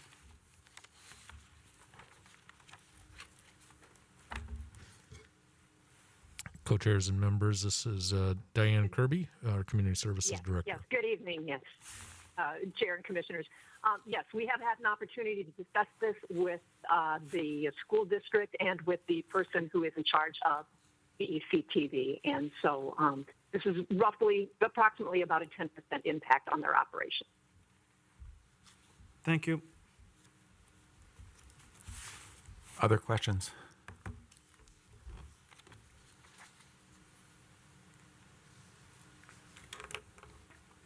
Okay, I'm not seeing any other questions. Here's how this is going to go. We are going to do one more, and then we're going to take a 5-minute break. So we're now going to go to 41 to 50. 41 to 50. I feel like I ought to say bingo at some point here.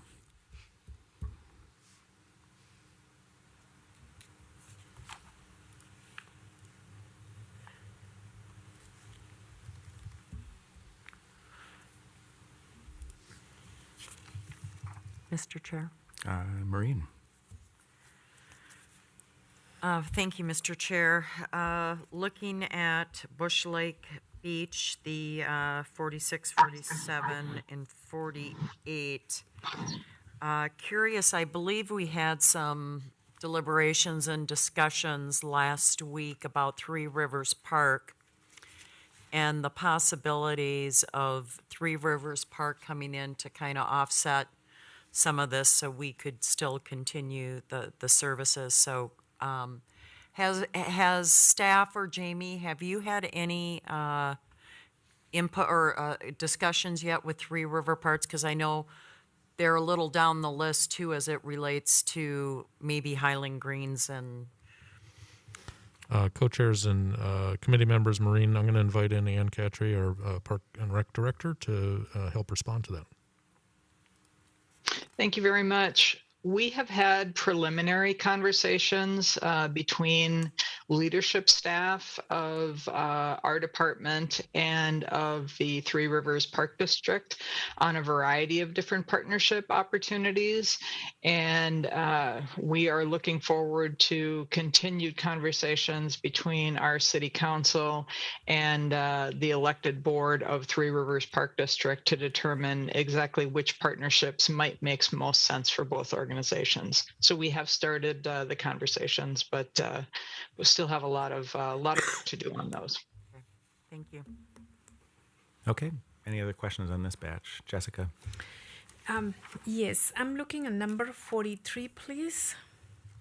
I'm concerned the last sentence of the page 43 that say the loss of public health staff time due to this follow-up visit could increase the workload of the police and the environmental health. Are they prepared to help each other between departments and work towards fulfilling those the part-time role? I guess if the police department is willing to help out, and the environmental health as well is my question. We'll invite Diane Kirby Commissioner, back in. appreciate Diane? that question. Yes, I appreciate that question.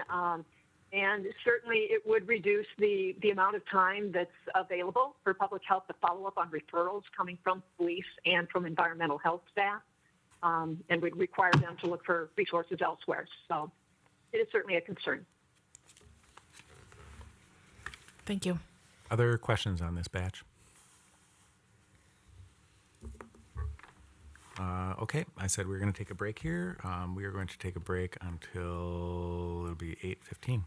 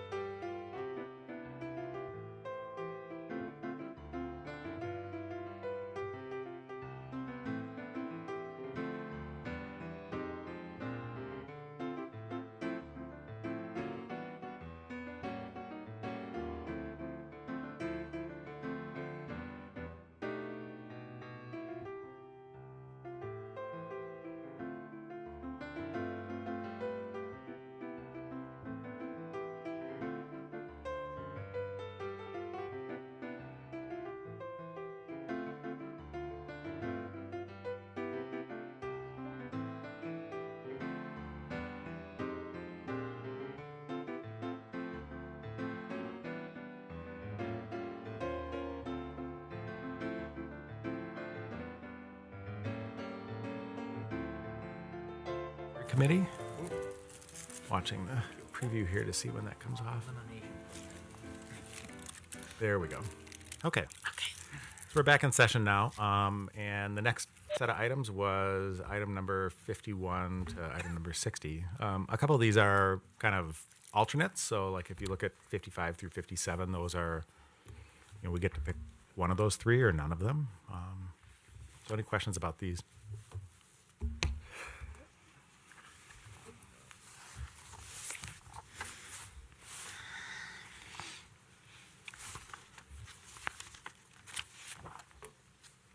Any questions? Excuse me, Mr. Chairman. Go ahead, Neil. They have the option on Creekside, and the two of them is the closing or the reopening. Are they seriously saying that they're talking about reopening? Because there was a lot of comment in the community stuff about the people who went to Creekside love Creekside. Yep. And so are you suggesting in here that could come back as a possibility? Co-chairs and committee members, what Ann and her team have put forward are a couple different options to consider.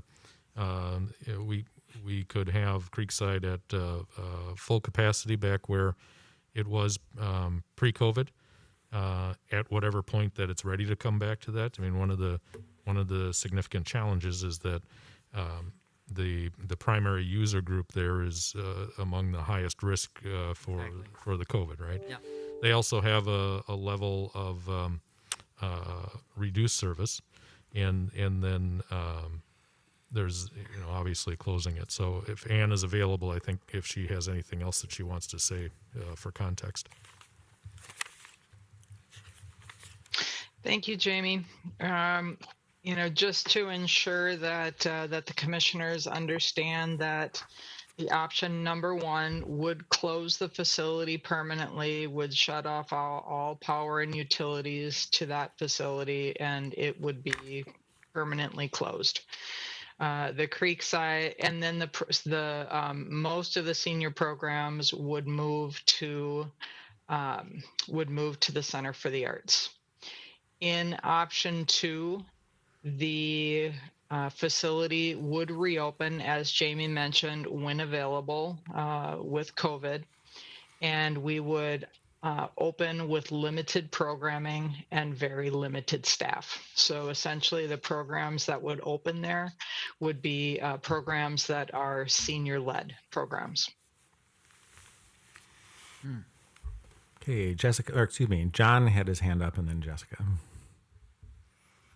Sure. Thank you, Chair Peterson. I was wondering, and maybe this is for Ann too, but on line 54, the elimination of the summer beat event, similar to my question previously with respect to the fire class, do we know, is that $60,000, is that an all-in cost, or would eliminating that event also reduce costs related to public safety and other things? I'm just wondering what's in that $60,000. That is everything. That is public safety costs. That's fireworks. Yep. That is all material supplies, everything, all in cost. Okay, Jessica. Thank you, Mr. Co-Chair. My question is, do we have the demographics who use Creekside? We have not kept great demographics on Creekside, to be perfectly honest. For our recreation programs generally, we don't have a history of collecting demographic information. That's certainly something that we're going to work on in the future, but currently, no, we do not. Okay, Maureen. Thank you, Mr. Chair. This would probably be a question for Ann on 60. Highland Green's rate increase still operated by the city. So when I look at the sheet, it's an revenue increase of $31,000. I'm curious, what is the initial revenue projections if Highland Greens were to be open?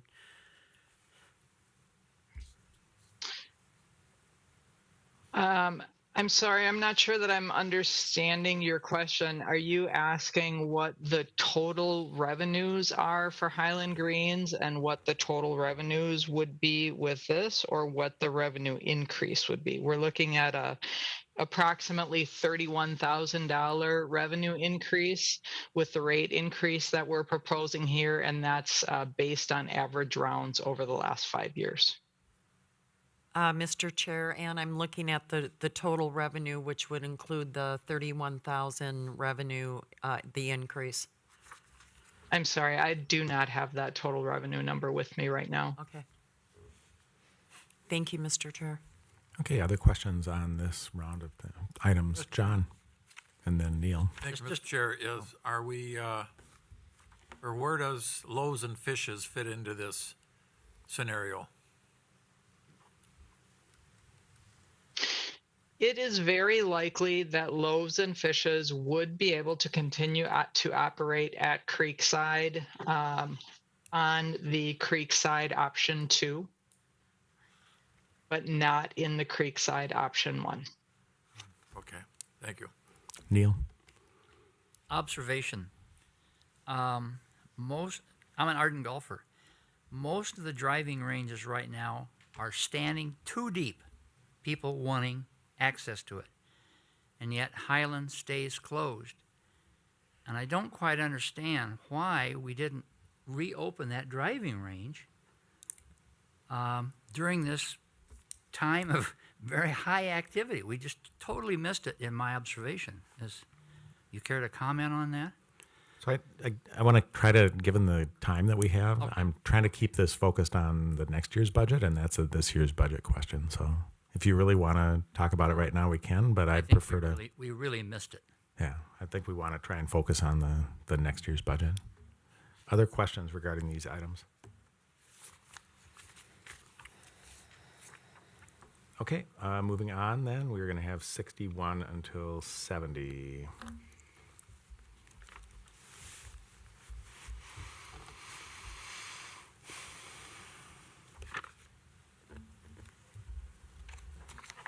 '61 to 70. Questions on that? Jessica. I have a question, Chair. Jessica, Akia, hold on a second. I call on Jessica, and then you'll be next. Go ahead, Jessica.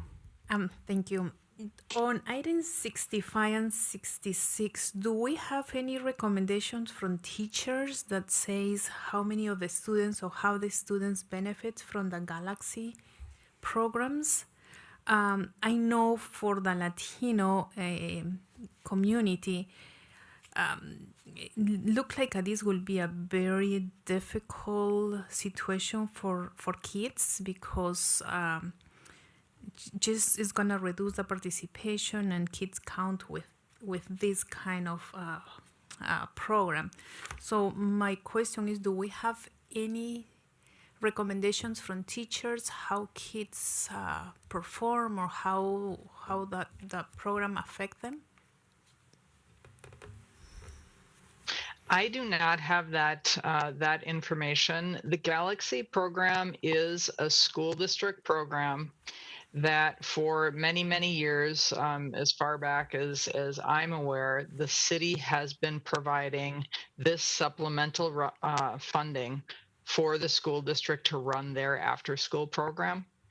And the school district is currently, COVID makes it difficult for sure, but the school district is currently looking at the Galaxy program and significantly redoing it. And this is just an opportunity to look at a funding of a program for a different agency that is completely separate from the city of Bloomington. Thank you. Other questions on 61 to 70? Saw. Yeah, for 60. Oh, I'm sorry, I had Akia next and then Saw. I'm sorry. Akia, why don't you go ahead? I'm good. Jessica asked my question about this program. Saw, go ahead. Yeah, for 64, downsizing from 13 to 8, would we be doing that with the the thought of bringing them back in the future, or would this be down permanently to 8? We are actually looking at permanently closing down to 8 and maybe even eventually going down further than that.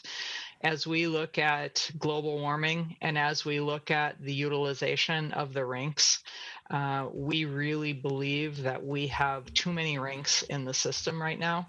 The skating seasons are approximately 8-week skating seasons, and it's becoming increasingly difficult for us to keep good ice at all of these facilities. So we really believe that this is one of those opportunities that we've actually been discussing for quite some time. And as we're working through the park system master plan, this is just looking like a really good time to potentially implement this change. We would also be looking at implementing this change geographically within the city so that we're ensuring that we have an adequate number of rinks evenly dispersed throughout the city.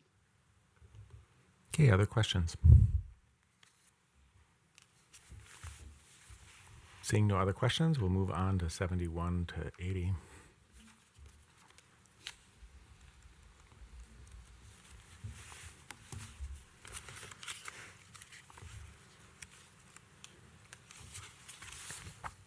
Mr. Chair, John. could somebody give me a little more information on Soane's Play Lot? Mm-hmm. Seems like a big jump to. I would be happy to speak on this one. This is one of properties that is currently in the park system. It's a slightly over 2-acre lot, and it is basically just a grassy area currently that the city is mowing that is completely surrounded by residential homes. There are 2 other parks within 2 to 3 blocks of this location. And we just thought it might be an opportunity for the city to divest ownership of this property. So to clarify that, we're saying that that property is worth about $400,000 to sell. You know, I would say that that's a guesstimate. We did receive that estimate from our assessor's office. Now, whether or not this could be a budget impact for 2021, you know, would be determined by how quickly we would be able to work towards putting those lots on the market. Okay. Other questions?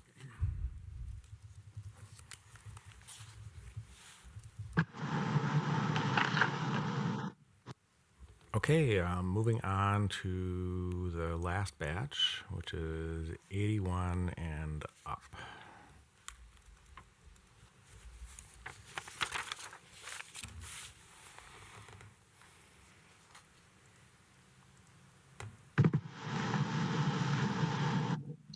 Questions on 81 through 91?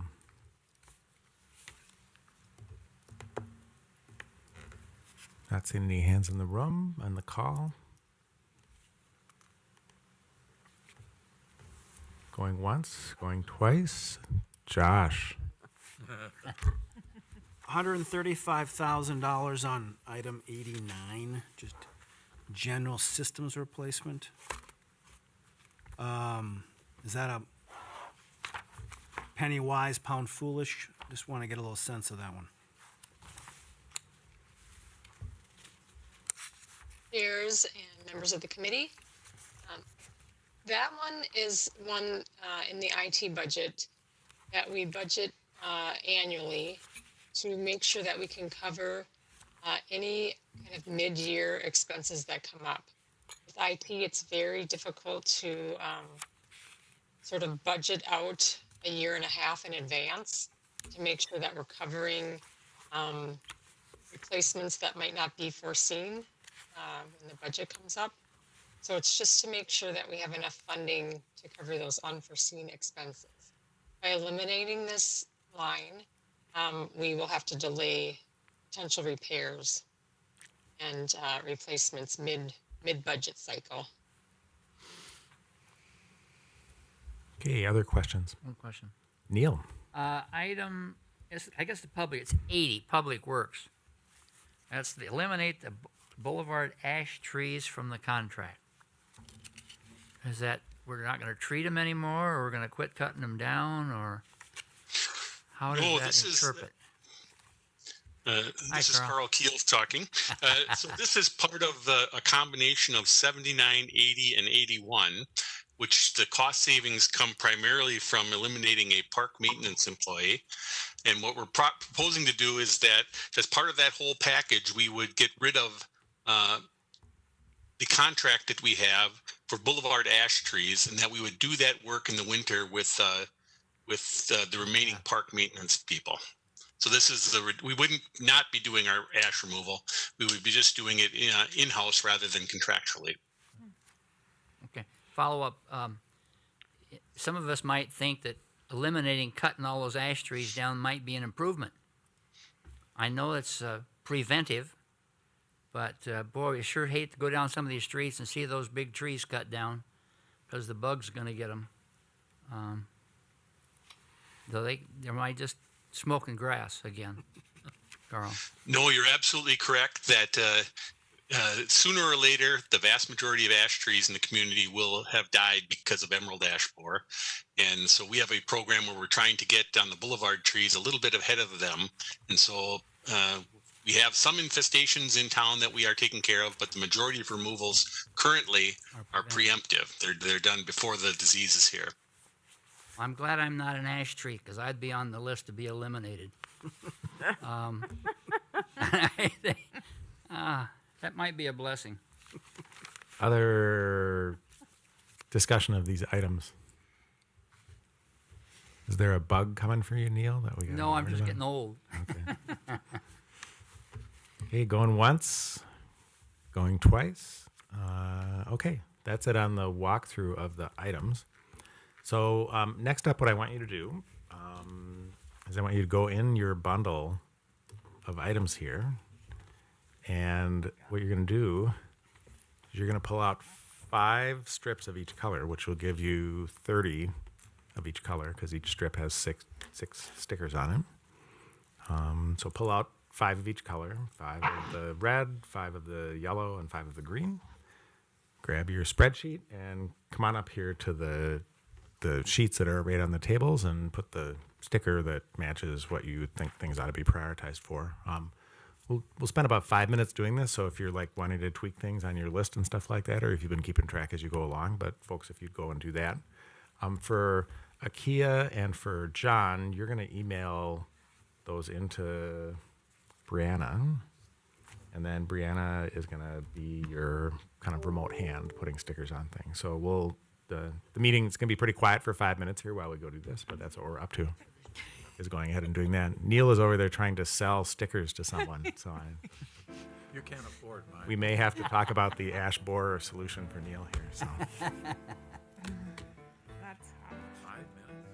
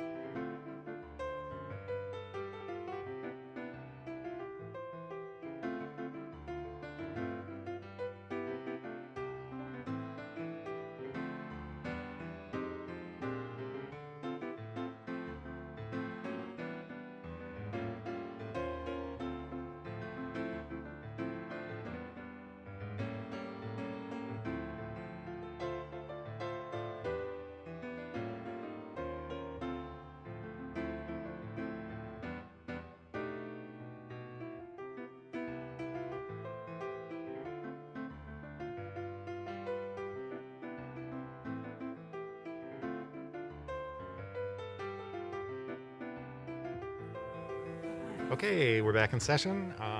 So for She always has folks who are quick comeback. for folks who are watching at home, what we're doing is we went through the 90 proposals. The green dot represents things that the committee is thinking would be acceptable.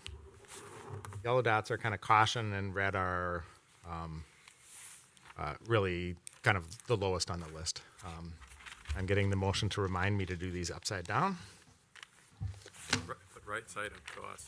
Right side up for you, and right side up for those folks at home. Okay, so what we're going to do, we're not going to talk about these items in detail. We're just going to kind of go through and just mark up the ones where it seems like there's a consensus, or ones where we think we're going to have to talk more about it, just to kind of get a sense. So an example here is I would propose that on here, number one, we would largely accept, because it's green with the smattering of yellow, okay?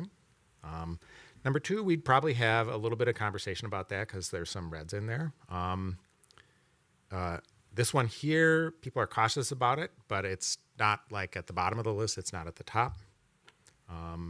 This one here, I would say largely because the amount of green would be accepted by the group, and so on and so forth. Okay, so let's just kind of walk through here.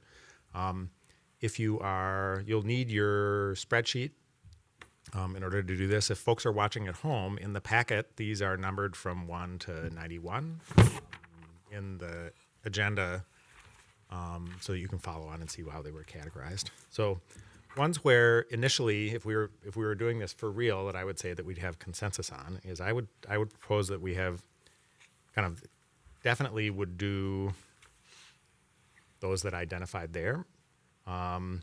We would think about this one here, and we would think about this one here. Does that make sense as a kind of a categorization? Yep. Okay. That's that first batch there. And what I'm going to do now is I'm just going to roll through these, and I'm just going to mark them, and we're not going to have a conversation or anything. It's 9 o'clock at night. I just want people to see this. We'll send out the results of this so that people can see what the weighting was. But remember, next week when we do this again, we're going to kind of start all over from scratch on this based on the additional information that we get from the staff. So here, I would put this at kind of maybe the question mark category. These ones here, looking at this, I would say that these are kind of in the maybe category. These are in the unlikely category to accept. Does that make sense as a way to interpret that? Yeah. I'm just thinking on number 7. Yeah. There's only 6 votes. So. Yep. What do we do when you don't have a vote? I think is that a negative? I think next time we just take the votes that we got and use that. So I think there was a little bit of confusion over some of the instructions about this, which is part of the reason why you kind of do a dry run through this. But I think we just have to accept that this is the number of opinions that were expressed in that area. 'Cause I went through some and literally didn't know what to do, so I left them blank. Yep. And that my way of objecting or not agreeing with it, or yeah. So if no. I think not putting a sticker on it means you don't have a strong opinion either way. If you had a strong opinion that said I don't think we should do this, and you should put in a red sticker. Well, no, but the strongest opinion I could have on this list was a red. Right. Well, maybe I have a stronger opinion than red. Well, there is no stronger opinion than red. Well, there is in my game. No, seriously. I mean, there could be. You're weighting it, so we have to vote, and all 3 of those are kind of affirmative. I don't want to do it, but I will. Is what the red meant. If I don't like it at all, I didn't vote. I think the wording we had on it was the least palatable of the options. So at some point, we're going to end up drawing a line and saying things above this level are in and things below this level are out. So. Okay, your game, your rules. Yeah. Okay, so moving on here. Get a lot of red on these. So none of these I would say there was consensus around doing any of that. Moving on.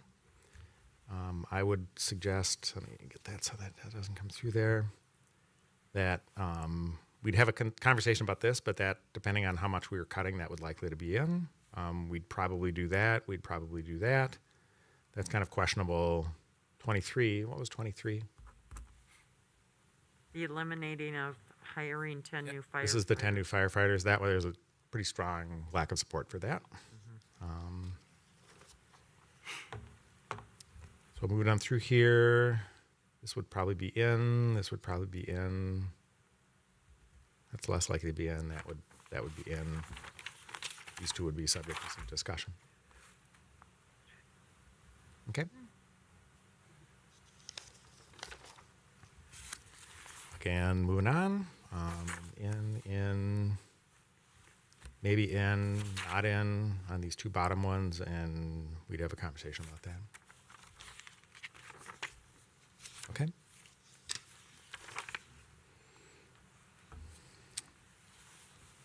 Okay, on here, say that these first three would probably be in. These would be in the discussion, and these would also get discussion, but we're less positive about that than these other two. Okay.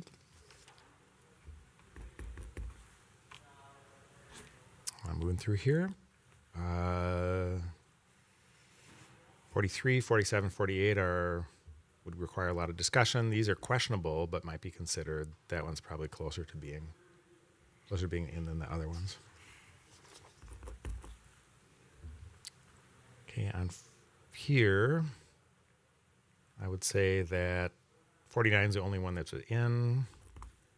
50 and 51 get discussed. 52, 53, and 54, there's a lot of negative sentiment around that, but then we'd have to discuss those if we were going to include them.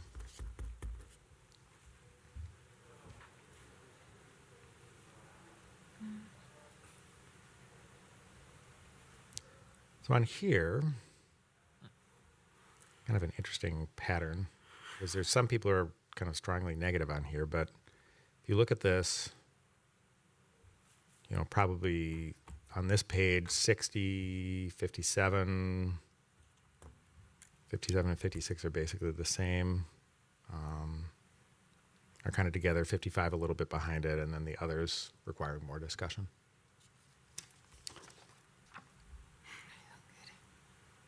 $62 in, 64 in, everything else in kind of some form of discussion or another.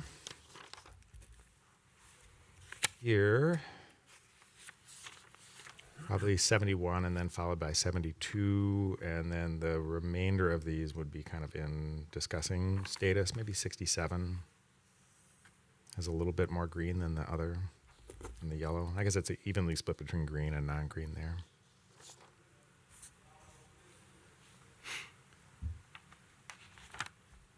So here 75 and to a lesser extent 78, and then the remainder are kind of on the bubble. Nothing heavily negative on these, but a lot of kind of question marks on those. That's an interesting pattern we haven't seen before. Here 79 would be in for sure.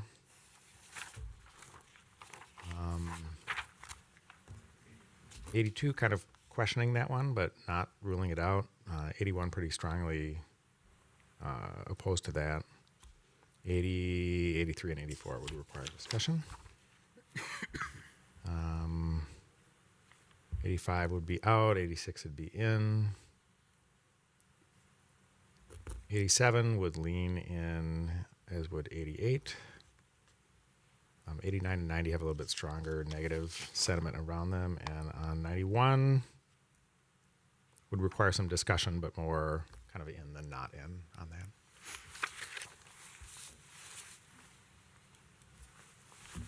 Okay. Mr. Chairman, when do we equate these then to the numbers? When you say equate to, When do we equate these different units to the actual dollar amount that was scheduled? so I think what we're going to use this input to do is we're going to use it to drive a ranking of the items, okay?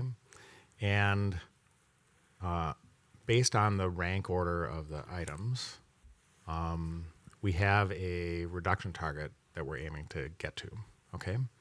So what will happen is we'll be able to have a cumulative total in the spreadsheet that adds up the values of everything at that row and above, and we'll be able to draw a line that says if we need $1 million of reductions, it means we got to that the things that are ranked 1st through 17th are going to be in scope for the budget reductions or the revenue increases. And then I think what we're going to want to do, for time purposes, we're not going to be able to have a conversation about every single item. But what we can do is at the point where that line's drawn, we can talk about things that lie inside the cut and lie outside the cut, because those are things where we had very similar opinions about things, and we can have a conversation about whether kind of where that line is drawn makes sense, or whether we want to trade things, the order of things around the point of that line to bring them in or out of scope. And then if there are particular things that people want to bring up at that point that they want to say, that the thing the group agreed was number 2, I'm vehemently opposed to, we can have a conversation about that, but we can't have that conversation for every item. It's just not going to be feasible.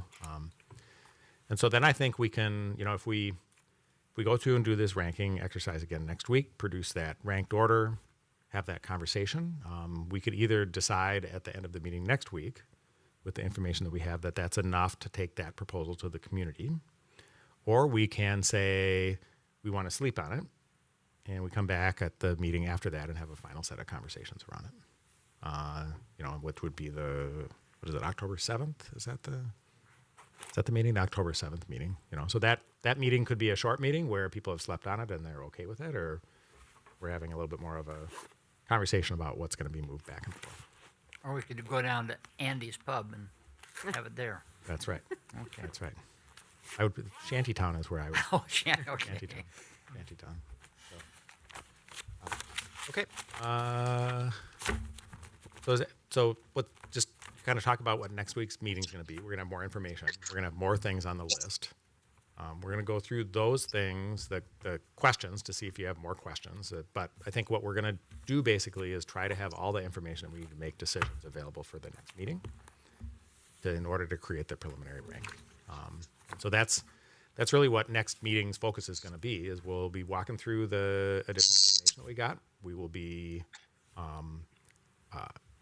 kind of tweaking the ranking that we put. Once again, we'll be allocated a set of dots. We'll go through and do the dot exercise. And then instead of the walkthrough like I did now, we'll load that in a spreadsheet and weight the red, yellow, and greens and see where things float up, and then have a conversation about the relative priority. Okay, is that making sense? Okay, so what I want to do at this point is I'm going to go sit back down, but if folks have kind of reflections process-wise, are folks comfortable with kind of how we're going about talking about this and making decisions? I'm going to go sit back down. I have a comment here, Peterson.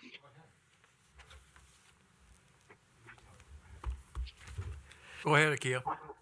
Oh, thanks. Sorry.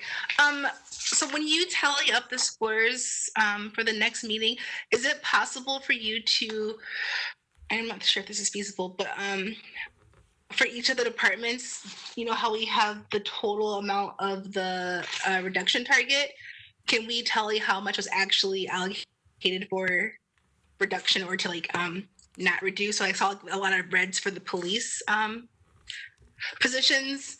And of their, $1 million cut, maybe then it only end up being like 100,000 or something if we only did 1 or 2 items. So if you remember the number that the city manager gave to the staff was an internally staff-generated target on a per department basis. Okay, in order to make sure that the departments put the right amount of effort into preparing budget reduction proposals. Okay, those numbers could influence our discussions, or we could look to see where the ranking ends up, and that's how the reductions fall on departments. That's really up to us to decide how much we try to end up in the same relative percentage spot as the city manager proposed. But we're not constrained by that. If we decided, for example, that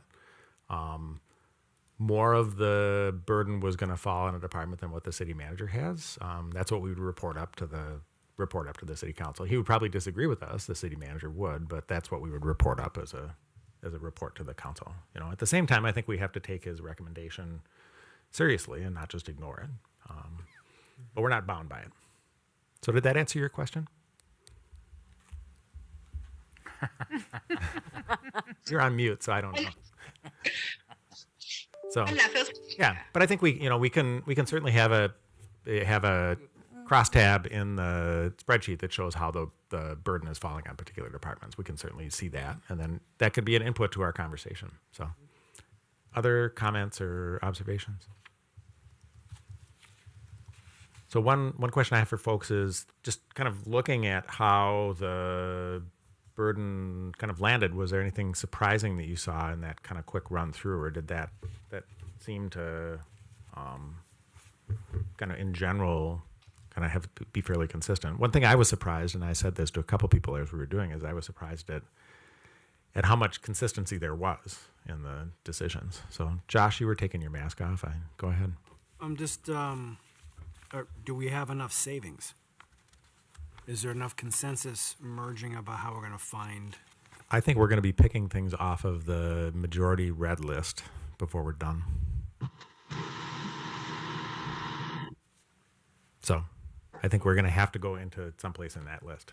John? Just a point of clarification. When you say, so if there is going to be things in the red list that we're going to have to move over to the green list. I think that I think there's going to have to be some things that a majority of people put red stickers on. You know, like if you look at the 0% levy scenario, we're probably going to have to pick things that a majority of people put red stickers on in order to meet that goal. Okay, and that's just the way it's going to be. That's the definition of painful cuts. They're things that we don't want to do. Yeah, go ahead, John. Thank you, Mr. Chair. One thing that seemed to pop out at me is that we as a group were pretty protective of staff. I think we were less consistent with programs, but I think when it came to staff, there was a lot of consensus in that area. Unfortunately, that's a high ticket item in the budget process too, so there's going to have to be some resolution to that, but I think around the table, we thought staff was pretty important. Mm-hmm.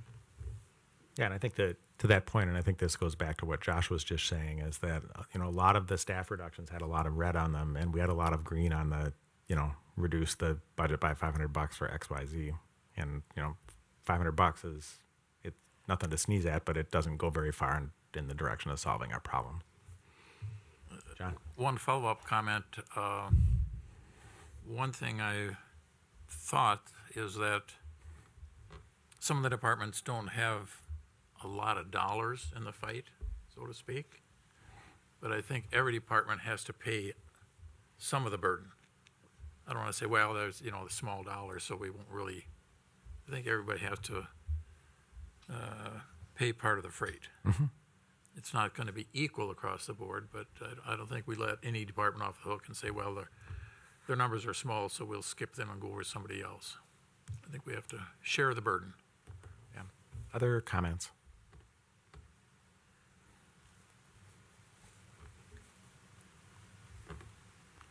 Not seeing anybody in the call. Okay. Was there anything else that we wanted to touch on for tonight? Anything from the staff? They're speechless. Seeing head shakes over there.